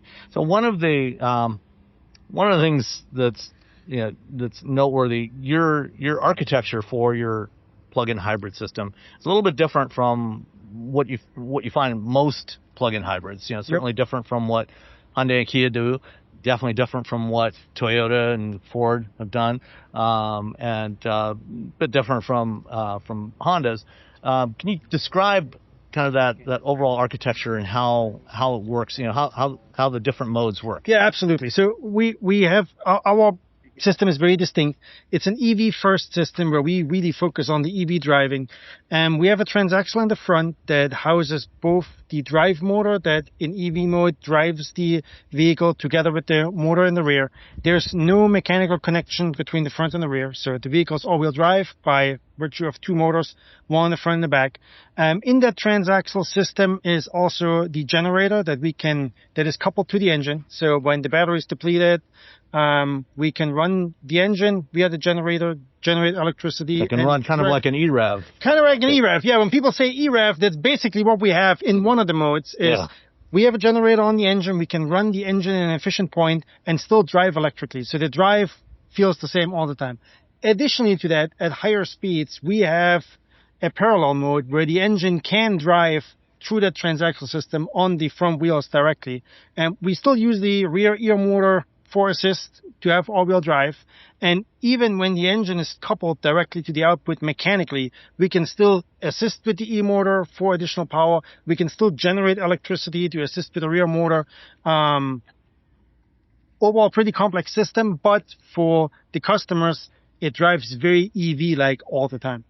And, now that you've got 45 miles of electric range and plenty of electrical power for driving around, for the vast majority of people that would buy this, they're going to be able to, if they plug it in every night when they come home, they're going to be able to drive it like an EV. Correct. And then when they need to take longer trips, then you eventually get into a hybrid mode, which is kind of the one downside of this vehicle compared to some of the other plug-in hybrid SUVs that are out there. The hybrid, the hybrid fuel efficiency is definitely better than what it was for 25. Yes. Still not quite as good as what you would get from some of your competitors. Yes, there's some competitors that are better. That's certainly true. We obviously, our car is EV first. Mm-hmm. We are focused on customer experience. How does the vehicle drive day to day?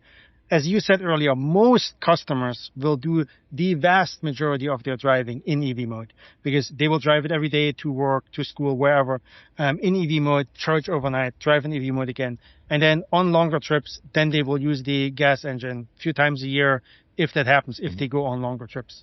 But yeah, some choices. Obviously, our vehicle has a third row, which the competitors don't.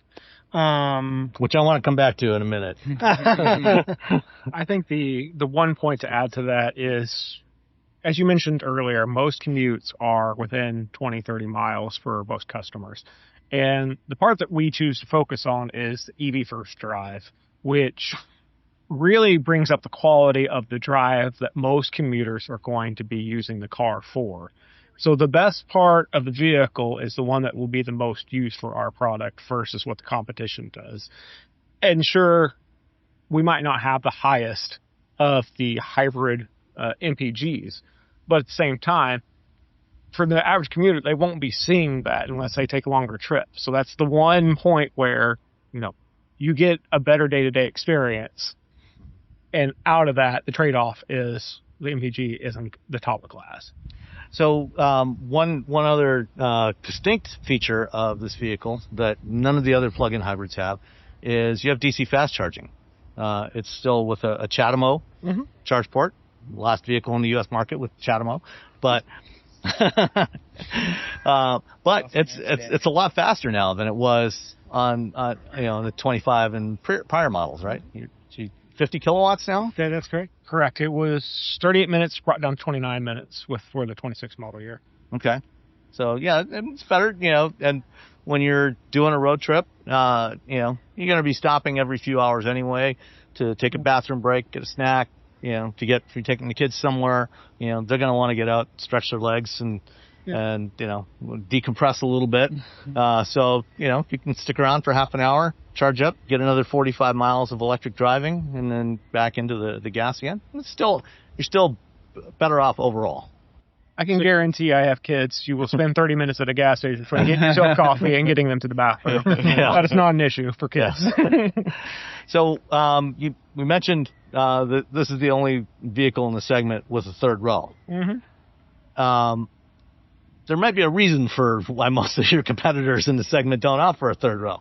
It's not exactly the most spacious third row.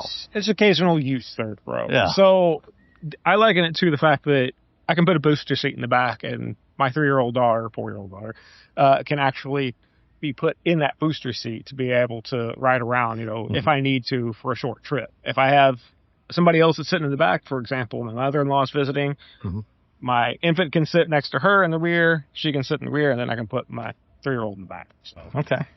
So there are legitimate use cases, even though or if you need when you look at it, it is definitely a compact seat. You're not going to go on vacation, but I think occasional use, going home from a restaurant, and transporting some people short distance, birthday party or whatever, there's definitely a use case for it. Yeah. And if you're going to give a friend a ride home, they're not going to complain that they got home. Okay. And, when you don't need it, it folds back into that bin in the back there. You've got flat load floor, when you fold down the second row seats. So you haven't really lost that much. Right. So let's talk a little bit about the mild hybrid, which is new to the Outlander lineup for 26. What have you done with that powertrain? So completely new powertrain, so completely new engine. Nothing carries over from the previous model. So it's now a 1.5 liter turbocharged Mitsubishi engineered engine. And we have the 48 volt mild hybrid belt starter generator that gives us some extra functions, right? We can regenerate when the vehicle slows down or brakes, and we can assist the vehicle in acceleration. We can do start stop to turn the engine off to save fuel on a light if the customer wants. And give the vehicle just more performance and better fuel economy with the new engine. So the previous gas only setup was a 2.4 liter naturally aspirated 4-cylinder. That's correct. So compared to that, how does the performance of the mild hybrid system compare, and how does the fuel economy compare to that 2.4? So fuel economy is better. Do we have the numbers? I don't remember the numbers. It's +1. +1.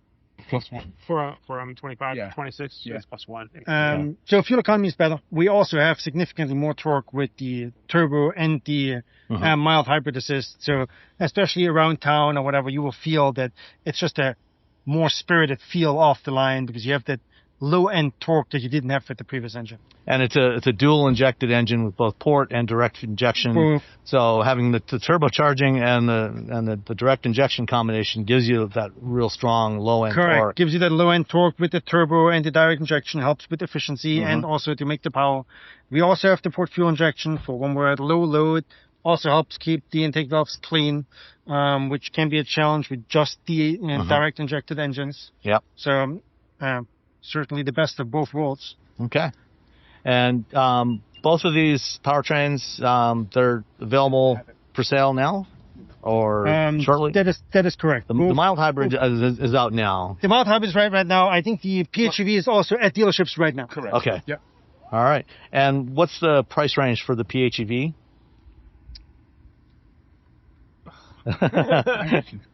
Don't you hate surprise questions like that? So starts at 43,245. Okay. Is the starting out price on the plug-in hybrid. And for a crossover this size that is basically driving an EV, that's compared to other EVs, electric crossovers in that size segment. That's a very competitive price, and you have the advantage of the flexibility of the plug-in hybrid. Right. So and 29,995 for the mild hybrid starting out. Two-wheel drive, all-wheel drive. In 2026, that's a very competitive price point. It is. 3 SUVs, technically under 30,000 in our lineup. Excellent. All right. Well, thank you, gentlemen. Thank you. Thank you. And that was Kevin Sittner and Travis Wattles from Mitsubishi North America. And so Travis, he explained, when he's, when his mother-in-law is visiting, they've got 2 kids, put one, the older one in the one seat in the second row, mother-in-law goes in the other one, and then he can strap in the 3-year-old into the booster seat in the third row, and she fits fine there.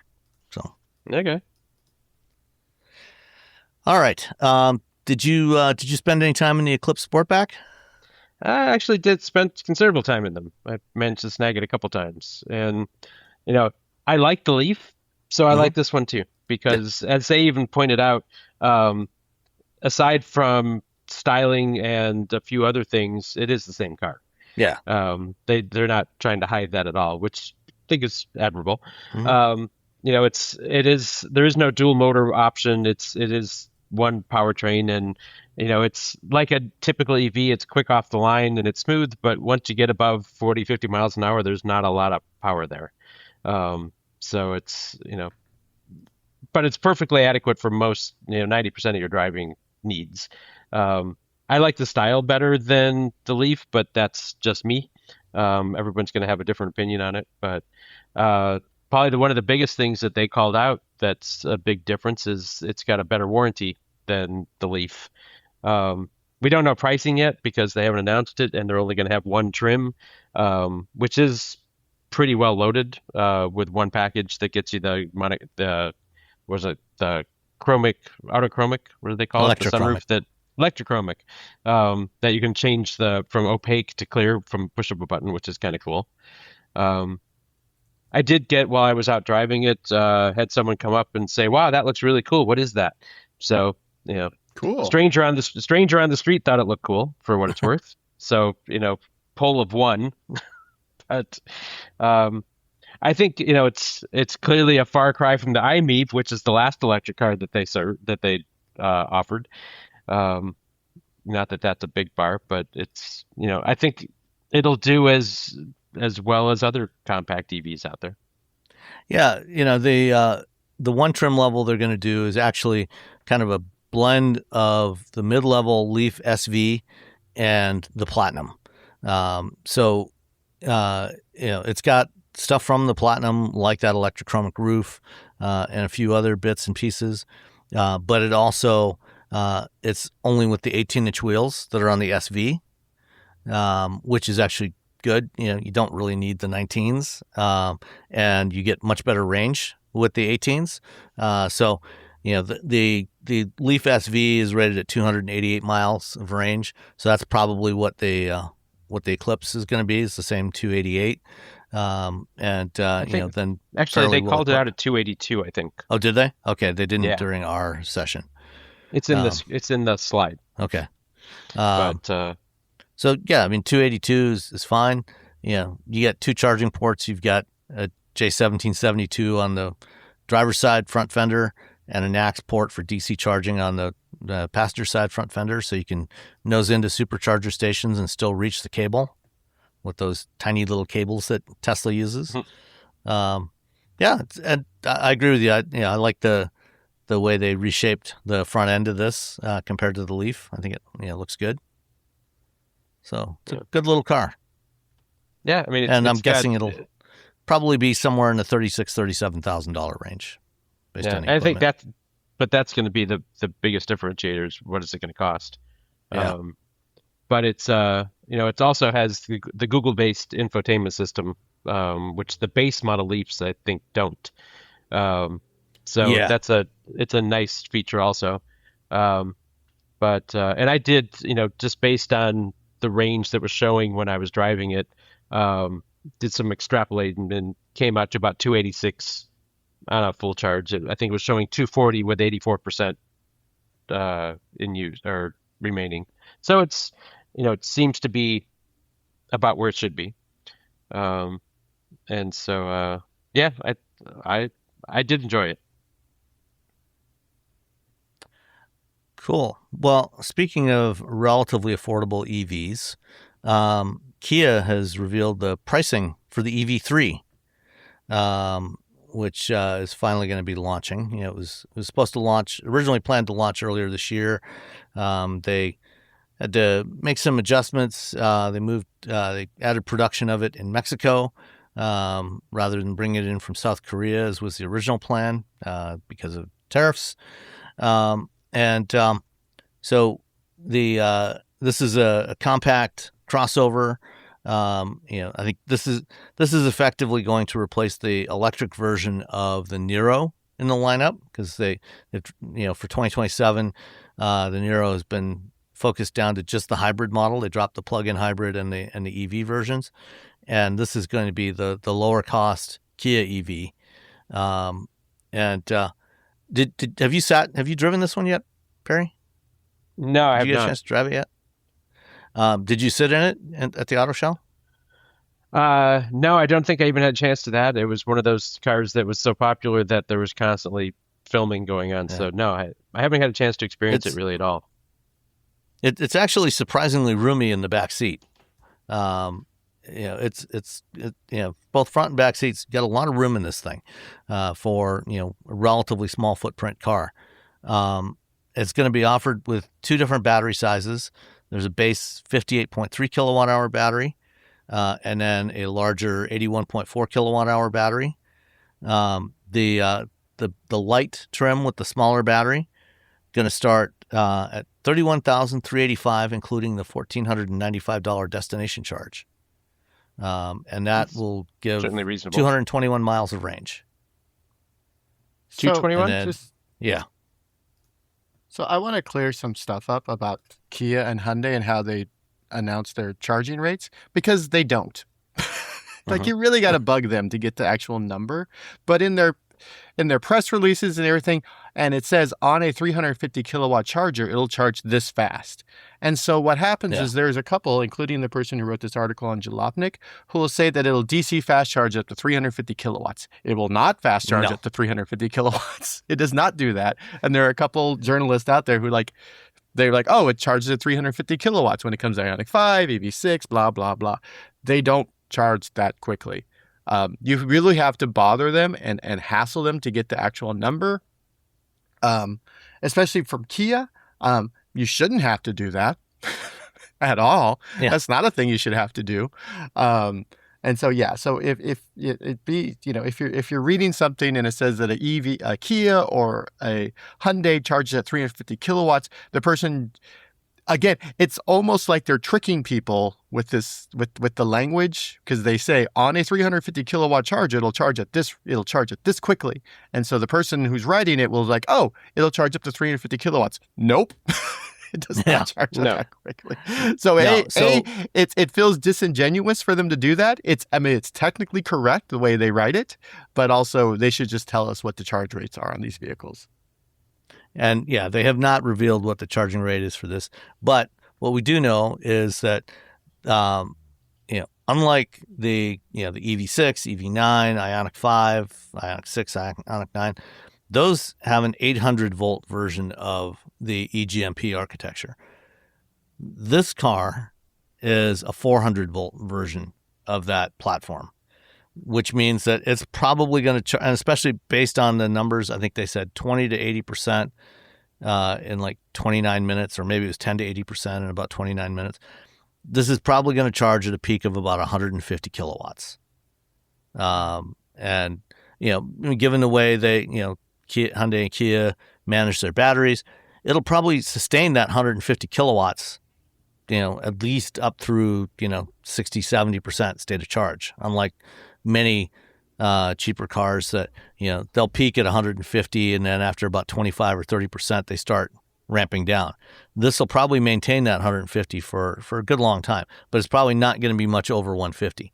Even the 800 volt ones, like you mentioned, those, like our EV6, it'll charge at about 240 kilowatts peak. Yeah. On a 350 kilowatt charger, which is still very fast. It's a quick number. I'm looking right now at Kia's the spec sheet for this, and it says DC fast charge with 350 kilowatts EV SE, which is, it is technically correct the way they're saying it. It'll charge if you plugged it into a 350 kilowatt, it'll charge from, what's their 8 to 10 to 80%, or I don't know what their number is, 29 minutes or 31 minutes. That said, it does not charge at 350 kilowatts.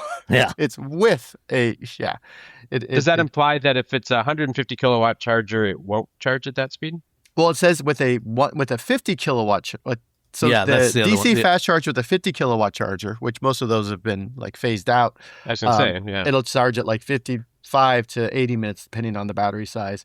And DC fast charging with a 350 kilowatt, which has become essentially the industry standard for charging stations, it'll charge at 29 minutes to 31 minutes. Again, it does not charge at 350 kilowatts. It is just saying if you plugged it into a 350 kilowatt charger, this is how fast it will charge. Yeah, and if you telling you the actual charge rate. Yeah, if you plug it into a 150 kilowatt charger, it'll probably do pretty much the same thing. Yeah. It does tell you the AC charging, which is 11 kilowatts. Yeah, which is actually quite good. Yeah, that's a good number, especially for home. And like I think mine tops out at like 9 something. My home charging station, just because how many amps mine actually I was willing to pay for. The Bolt I was just charging was charging at 11, so it'll. Is your charger hardwired or a plug into a NEMA 1450? Mine's hardwired, but it's I got a 60. Yeah, I have a 60 amp. I didn't hear yours, Perry. Is it yours hardwired? Mine's hardwired in. Yeah. Okay, that's why. Circuit breaker. So when you hardwire a charger, on a 50 amp circuit, it'll use the full 50 amps, so you can get the 11 kilowatts. If you're plugged into a NEMA 1450 outlet on a 50 amp circuit, it's limited to 10% less or 20% less. So it'll only do 40 amps, and that's 9.6 kilowatts, and that's what mine does as well.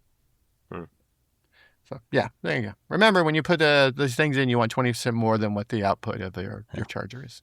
So I don't think I actually got around to saying with that larger 81 kilowatt hour battery, it'll do 321 miles of range. Bam. So that's not bad. That's a lot.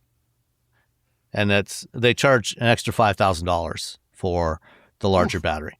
So, depending on what your needs are, if you think you're going to need to take longer road trips, it might be worth paying that extra $5,000 to get the larger battery. it's still relatively affordable for an EV with that kind of range. Yeah, and like I said, this is it's fairly small on the outside, but it's very roomy on the inside. There's plenty of space inside this car for all your activities. Yeah. Okay, let's see. So GM announced that they are also winding down their battery joint venture that they were doing with Samsung. This was going to be a plant in near Kokomo, Indiana. And I heard from somebody at GM the other day after I made a comment to the Detroit Free Press about this for a story they were doing. He clarified that the factory itself, the building is done, but they've not installed any equipment. So he was commenting on, saying, GM, was by walking away from this now, they're going to avoid having to spend the money on the equipment.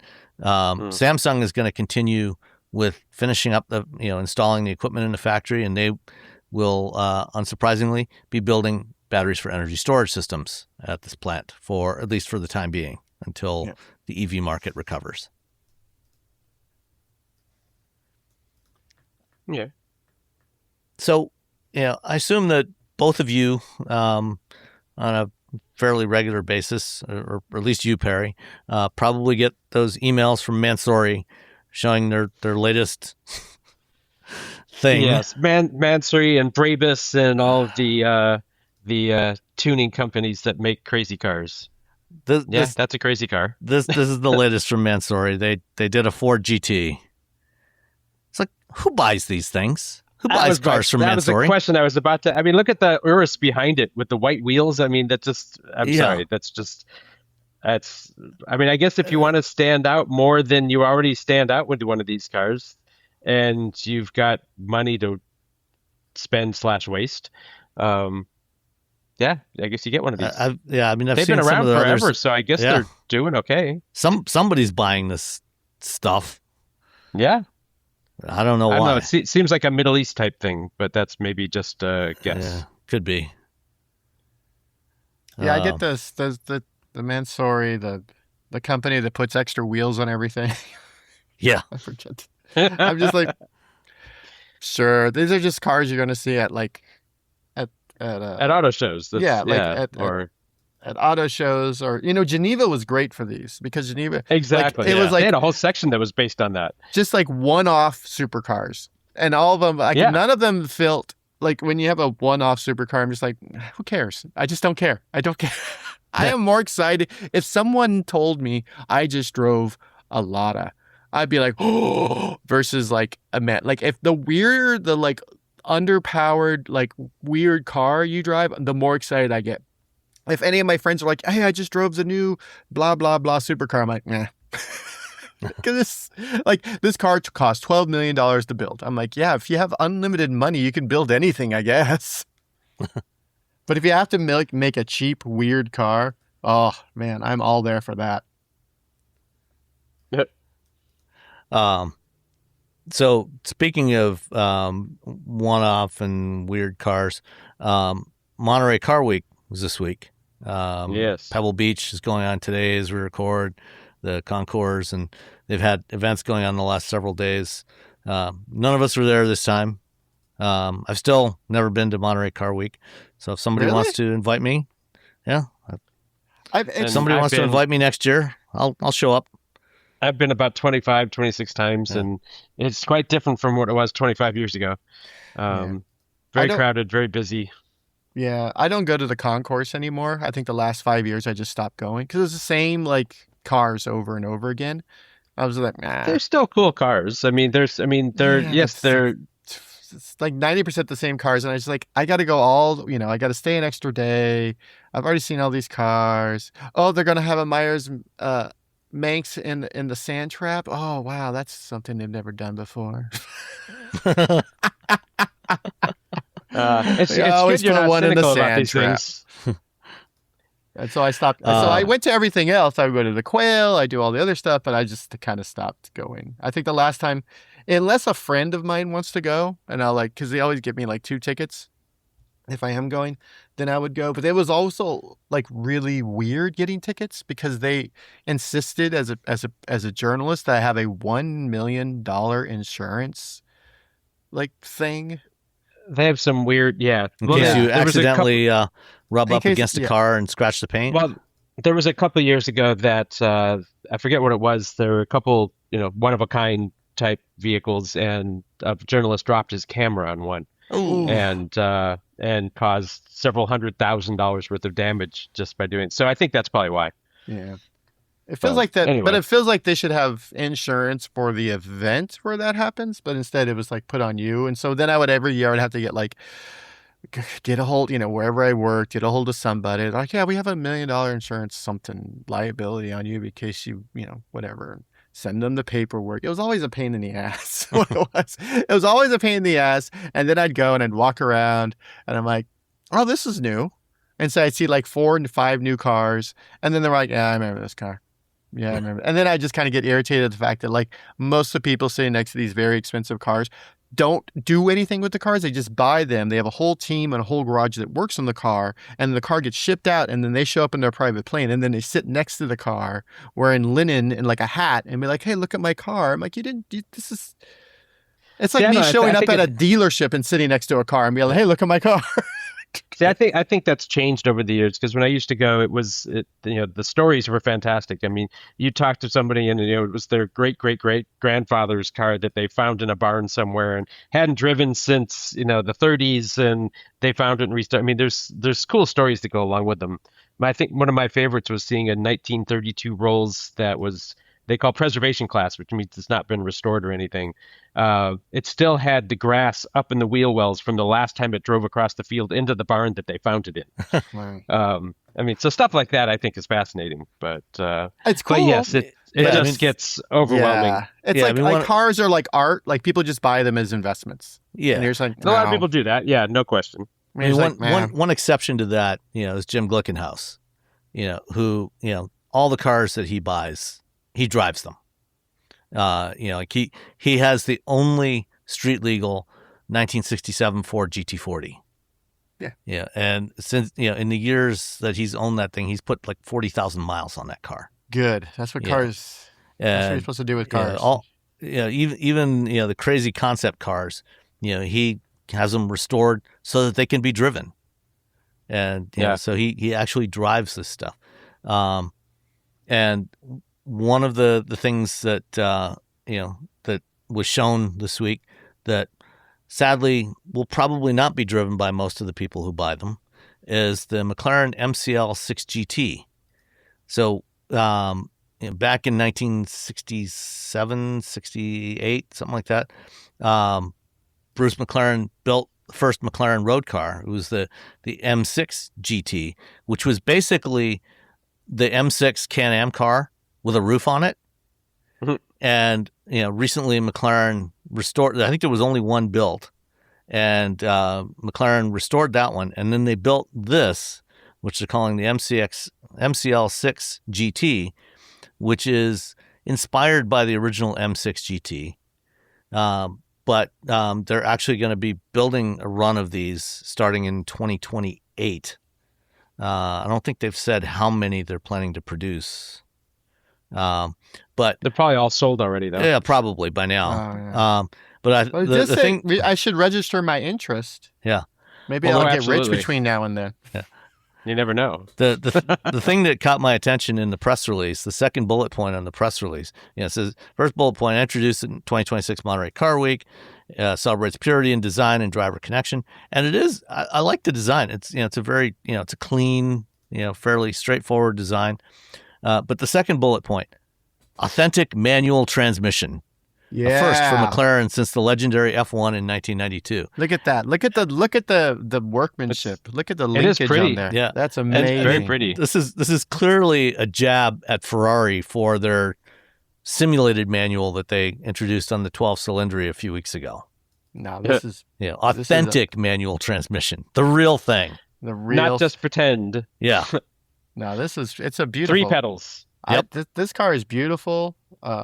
This is one of those, like, whenever this is one of the supercars. Somewhere like I drove the McLaren MCL 6GT, that's when I would be like, oh, why? I would be very jealous of anyone who drives this. Another thing that was unveiled in Monterey this week is the Cadillac V1 concept.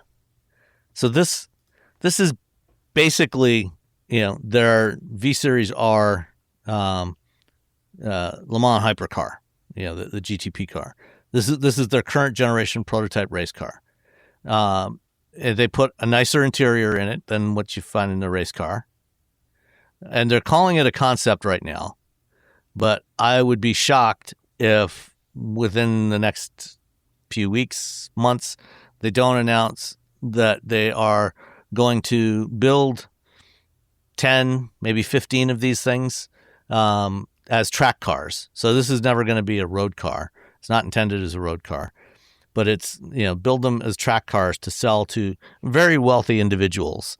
Much like the race. Yeah, much like Ferrari does with, they've done this with the 499P prototype. Aston Martin has a program with the Valkyrie, and others are doing this, where because they're not actually racing in the series, they're able to get around some of the restrictions and the rules. Like, as a hypercar, this thing is limited to 670 horsepower. Cadillac's saying, this will do 830 horsepower. So it's the same powertrain, a 5.5 liter V8 with the hybrid system. Cadillac says 830 horsepower. Ferrari, the Ferrari 499P, is somewhere around there, somewhere around 800 horsepower. Same with the Valkyrie. And what the other manufacturers do is they sell these to very rich individuals, and then they hang on to them, and they bring all the technicians and the mechanics and everybody to the tracks, bring the cars to the track, and they set up track days, and they prep the cars, take care of all the software and everything, and then the rich guys just get in and go drive for a couple of hours, and then get out and they fly home on their private jets. And I'm guessing that Cadillac's going to do the same thing with this one. So you get to buy the car, you just don't get to have the car. Yeah, well, you can. I mean, you can possess take it the home, car. I suppose. Yeah, I mean, you can take it. If you want to just have it and collect it and put it in your special garage, or you can drive do that it on your private track in your backyard. Well, the problem is these cars are so complicated that you really need the factory technicians to get them to run.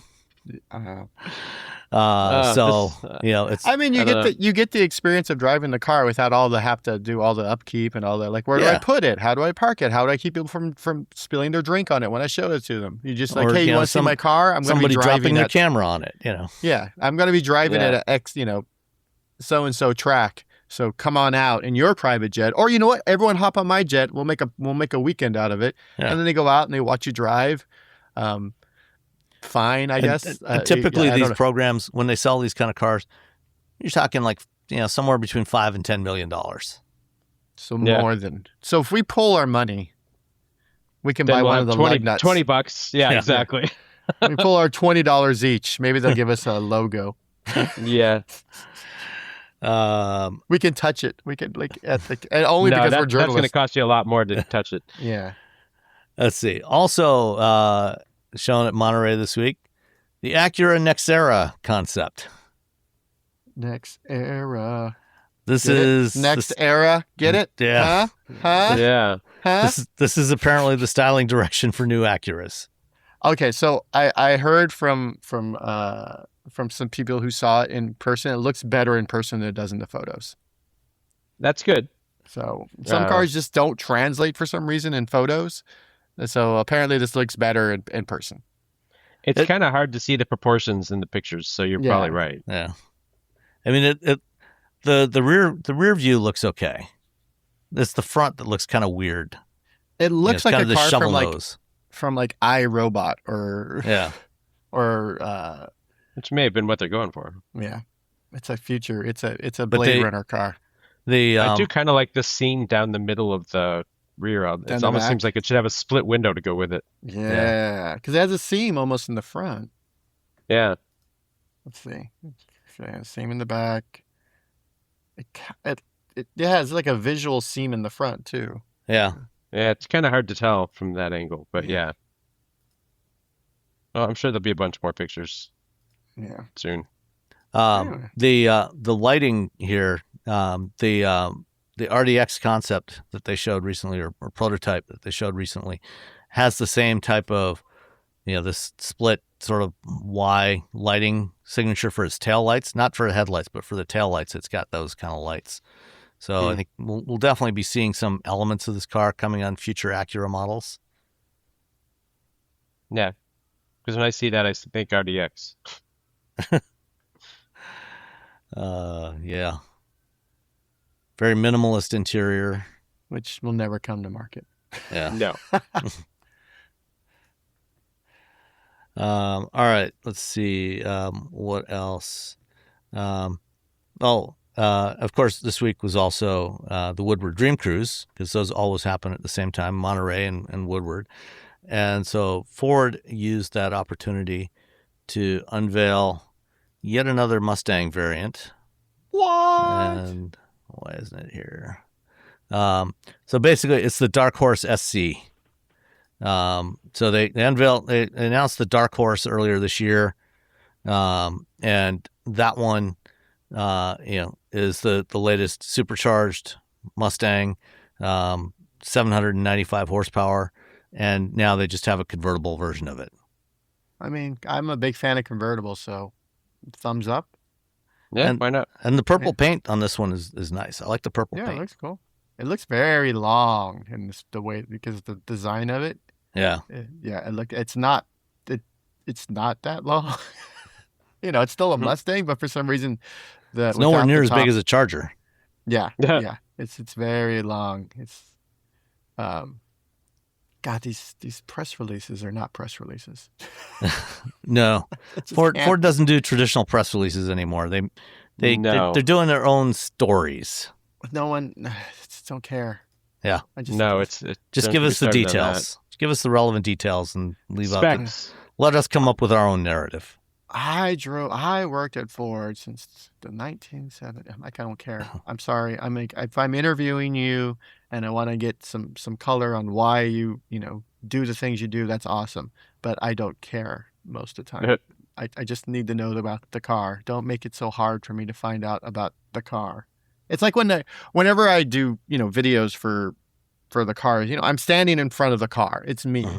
But really, I am to introduce and then to point at and then have B-roll of the car. And they'll always be like, oh, do you want photos of you in front of the car? I'm like, no. No, exactly. Because no one cares about me.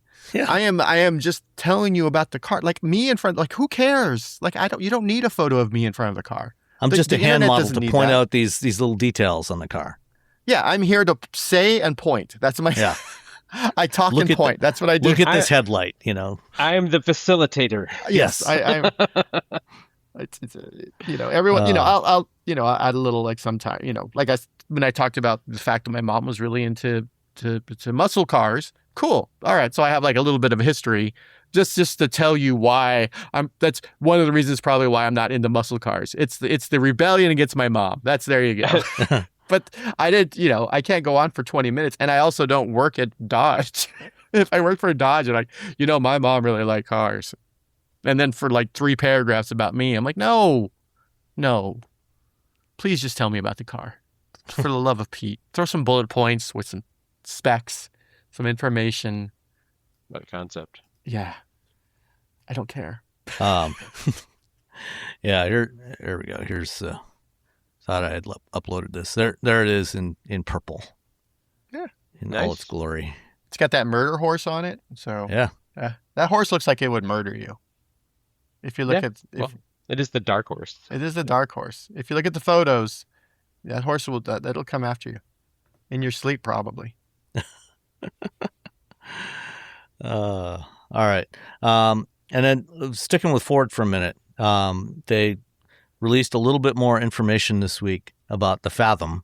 So the Louisville assembly plant, where they used to build Escape and Corsair, is currently in the process of being retooled. They ripped out everything, gutted it back to the walls, apparently hauled away something like 25,000 tons of scrap and putting in all this new equipment in there. And they're now saying that they'll be ready to start production of prototypes there early in 2027. So last year, like June of 2025, when I was talking to Lisa Drake, who at the time was head of EV industrialization for Ford, she's now moved over to run Ford Energy, their battery business. She said at the time that regular production should be starting by late 2026, with the car going on sale, early part of 27. So now it looks like, if they're not going to be doing pilot builds at Louisville of the Fathom until early 2027, the production models aren't going to be hitting the streets until probably sometime in the third or fourth quarter. So probably no sooner than September, I would guess, of next year. That's a long time. I mean, sure. I mean, that's a Ford way. I mean, how long do we have to hear about the Bronco before we actually got the Bronco? Yeah. So we're still likely at least a year away from seeing Fathoms delivered to customers. It's cool. I like the top art where it's just like, here's a car in a sack. Yeah, I know. Imagine, if you will. They brought there's a truck in there. We promise. They brought one partially built body to Louisville. So they've been building these. They've built over 100 of these at their what's called the New Product Development Center in Dearborn. That's where they build all their integration prototypes, where Ford builds all their integration prototypes. So all the stuff that we see running around with camouflage on it, they're all built in this one facility in Dearborn. So they probably brought over one partially built Fathom and just put it on the conveyor here in Louisville so they could take a picture of it. Yeah. Of course, it could be anything. Yeah, it could. It doesn't have to be a Fathom. I mean, that's true, but I mean, based on what you can see under the cover there, the shape. Yeah. This is definitely the Fathom. It's at least the mid and probably the back end. I don't think they have the front end on there based on. Yeah, so it's the front structure, and the cab, so that it probably doesn't have the battery installed in there. It's probably got the back end of it on there, but it hasn't got the front bodywork on it. Yeah, it looks like it's fun. I don't know. This tickles me. I like this. I don't know. Hey, we brought it in. We stuck a sack over it. We took a picture. There you go. And then GM and EVGo had an event this week in Warren, Michigan, across the street from the GM Tech Center, to open their new flagship charging station. So GM and EVGo have been partnering for several years now, installing charging infrastructure. And they've got one partnership with Pilot, where they're installing chargers at Pilot travel centers across the U.S. They've done about 300 of those now. We used a bunch of them during Operation Frodo. And then they've also got a separate program with EVGo where they're installing chargers at places like grocery stores, places where people go and they hang around for 20, 30 minutes because they're buying their weekly groceries. What a concept. So they've been putting in these DC fast chargers there. And the newest one is at Meijer store across the street from the Tech Center, where they've got about half a dozen DC fast chargers. They're planning to put in, and it has a canopy over it. So you can pull in. Canopies. You can get some shade and other stuff. I mean, it's Did they good put that they're charging finally on? doing something like that. They put solar on the canopy because it feels like a missed opportunity. It doesn't look like this one does. Oh gosh, come on, guys. That would be smart. Yeah, come on. But you're at a store. I mean, most of the DC fast charging near my house now is at a store. Or there's one like EA station that's next to an IHOP. I'm not going to eat at IHOP. I'm sorry. I'm not going to give myself a diabetic coma for IHOP. Waffle House has been installing chargers too. Yeah, but there's a, and I think I talked about it before. Not all chargers need to be 350. There's a Denny's in my hometown where the charger is like 65 kilowatts or something goofy like that. It's an it's a charge point, which is perfect because you can plug in your car and you have just enough time to like sit down, eat some food. It's not like a DC fast charger. It's a DC fast enough so you can eat your meal at Denny's charger. It's a moderate charger. Yeah, it's a moderate charger. And I feel like if there's more of those, that'd be great. But yeah, most of them now are next to a store. There's one at the Sprouts, there's one at the Lucky, there's one at the Safeway, there's one at the other Safeway.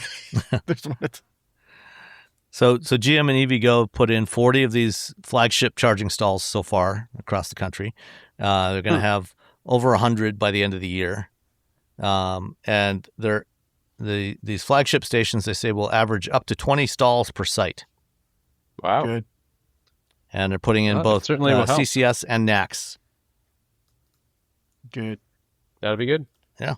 It's like, when you see Tesla put in a station, they're like, here's 20 chargers. And then I see EA put a station, here's 4. You're like, guys. Yeah. And there's a big line. It's not like the stations wouldn't be used if you had more than 4. You had people waiting in line. So now what's happening especially at sites like a grocery store. Yeah. Where there's lots of people going there.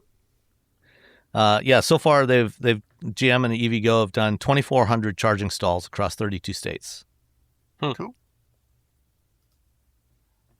And with Pilot, they've got another 1,300 stalls at 300 locations. And then last item on the list for this week is the Volkswagen Atlas Cross Sport, because we saw the regular Atlas at the New York Auto Show, and now you have the one with the slanted rear roof and no third row. Same thing. Sure. Yeah. And I think it looks prettier than the regular Atlas, to be honest. Yeah. No, and the same was true for too. the current generation. Yeah. Yeah, that looks pretty. And I do like the idea of a large SUV that's only 2-row, because then you end up with good cargo space. I mean, you get it with the third row too, but you don't have the extra weight of the third row, and most people don't use it anyway. So it's a kind of Honda Passport. Pilot Passport-ish. Yeah. So. Perry, did you want to talk about the auctions at Monterey? Oh, I can give a quick. I've gotten some updates of how things, because all the auctions are now complete. More evidence that there are people with way too much money. Yeah. So last year, total sales through Saturday were $432 million of vehicles. This year, can you imagine? Well. Just wait. There's more. This year, $747.9 million worth of vehicles sold. Average sale price $866,000. The top 10, the 10th one was 11.5. And that was an 85 Ferrari 288 GTO coupe. Ooh. Which is a pretty car. Yeah. But the interesting thing is it's an interesting mix of new and used cars, or older cars. I just can't think of it as used car. Vintage. The top seller was the 1964 Shelby Cobra Daytona Coupe, that for a short time was actually Carroll Shelby's personal driver. Actually, it wasn't such a short time. He actually owned it, I guess, from 75 to 98. Anyway, it sold for $42.9 million. It was the top-selling vehicle of the. So $42.9 million. I mean, it's a gorgeous car, but still. And only 6 of those were made. Yeah, I mean, it will probably go up in value more. The one that was kind of surprising to me was the next one down, which is a 2026 Ferrari Luce, tailor-made sedan, so custom for auction. It was for charity. $40 million. Someone paid $40 million for that thing, which is just... My guess is probably part of the deal was if you were willing to spend $40 million on this car, you will be allowed on that special list that is allowed to buy whatever stuff Ferrari ever puts out in the future. Yeah, Ferrari's the HOA of automakers because... You got all these rules. You can't just buy a Ferrari, and the Ferrari you buy, you can't do things to it. It's really weird. If you're spending $40 million on a car, chances are you're on that list already. That's true. Probably. Just anything you want. Anything you want. then What do you want? so rounding out the other 10, so 96 McLaren F1 Coupe went for 34.6. A 63 Corvette Grand Sport, $18.7 million. And then a 63 Ferrari 250 Spider, 18.7. A 23 Ferrari Daytona SP3 Coupe, 17. 96 F50 for 14.5. Another 95 F50 for 12.1, and a Ferrari Enzo for 12.1. So a lot of Ferraris. In fact, of the 10, 8 of them are Ferraris, or 7 of them are Ferraris, which is kind of surprising. But anyway, stupid amounts of money spent on new cars or used cars, old cars, vintage cars at this year's Pebble Beach auctions. So while we're all like, dealing with high gas prices and increased prices for literally everything, the rich, they're doing fine. Yeah, they are doing the just rest of fine. us are like, ooh, okay, well, I'm not going to do this month They could anymore. probably afford to pay slightly more in taxes than they're doing okay. Yeah, they're doing fine. I mean, to think about the fact that someone just spent on a single Shelby Cobra more than probably all three of us will make in our lives combined. And then some. I mean, and they just and they used that money to buy a car. I bought a car. A car that they will almost certainly never that I ever will drive. not drive. They'll never drive it. I bought a racy car for never drive. Even though it's probably, it'd probably scare you to death if you drove it anyway. But that's it's a death whole machine, thing. to be honest. Yeah, but if you're gonna die, I may as well die in a $43 million car. Yeah, I mean, what a way to go. Yeah. How did he die? I mean, well, he got in a car accident. News. Oh, and a $43 million Shelby Cobra. Oh. Ooh. So, yeah. You get buried with it. Like, you just in the car still. And if you ever seen the Righteous Gemstone. Yeah. They said that this actually, so there was a, big pandemic fueled purchasing frenzy in 22 where they, stupid amounts of money were spent. This exceeded that even. This is, I think, the most, it's an all-time record. They've never sold this much. And so I think it's 4 auctions or 4 or 5 auctions that go on during Pebble Beach week. So yeah, craziness. I will say that when you look at the dash cluster of the Luce, I really like this dash cluster a lot. It's just. Is there any other aspect to the car that you like, though?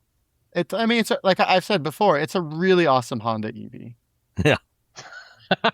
It's an amazing Honda EV. So someone spent $40 million on a really awesome Honda EV. Yeah, I don't know if. Damn.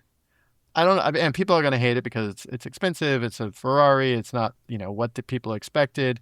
I don't know. I haven't driven it. I don't hate the design. I think it looks fine. If it were a Honda, people would be losing their minds. They'd be like, "Oh my God, this is the greatest Honda EV that's ever been made." I think it looks fine. It just doesn't look like a Ferrari. It doesn't look like a Ferrari. Yeah, that's the.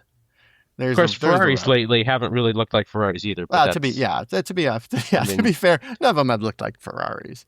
But no, there you go. I mean, take a look. You look at the F50, you look at the old Testarosas and things like that, and it just Yeah. But cool. But now I'm just pretending to be old, so. Yeah. Or not pretending. I'm just. Oh, you're pretending. You're like, haha! I'm a 20-year-old influencer. Yeah. I tricked you all. You're like, oh. Yeah. This is my clever disguise. All right. Well, Perry, thank you for joining us this week. Certainly, it's always entertaining. Yeah. And we'll talk to you all next time. Bye. Bye. Bye.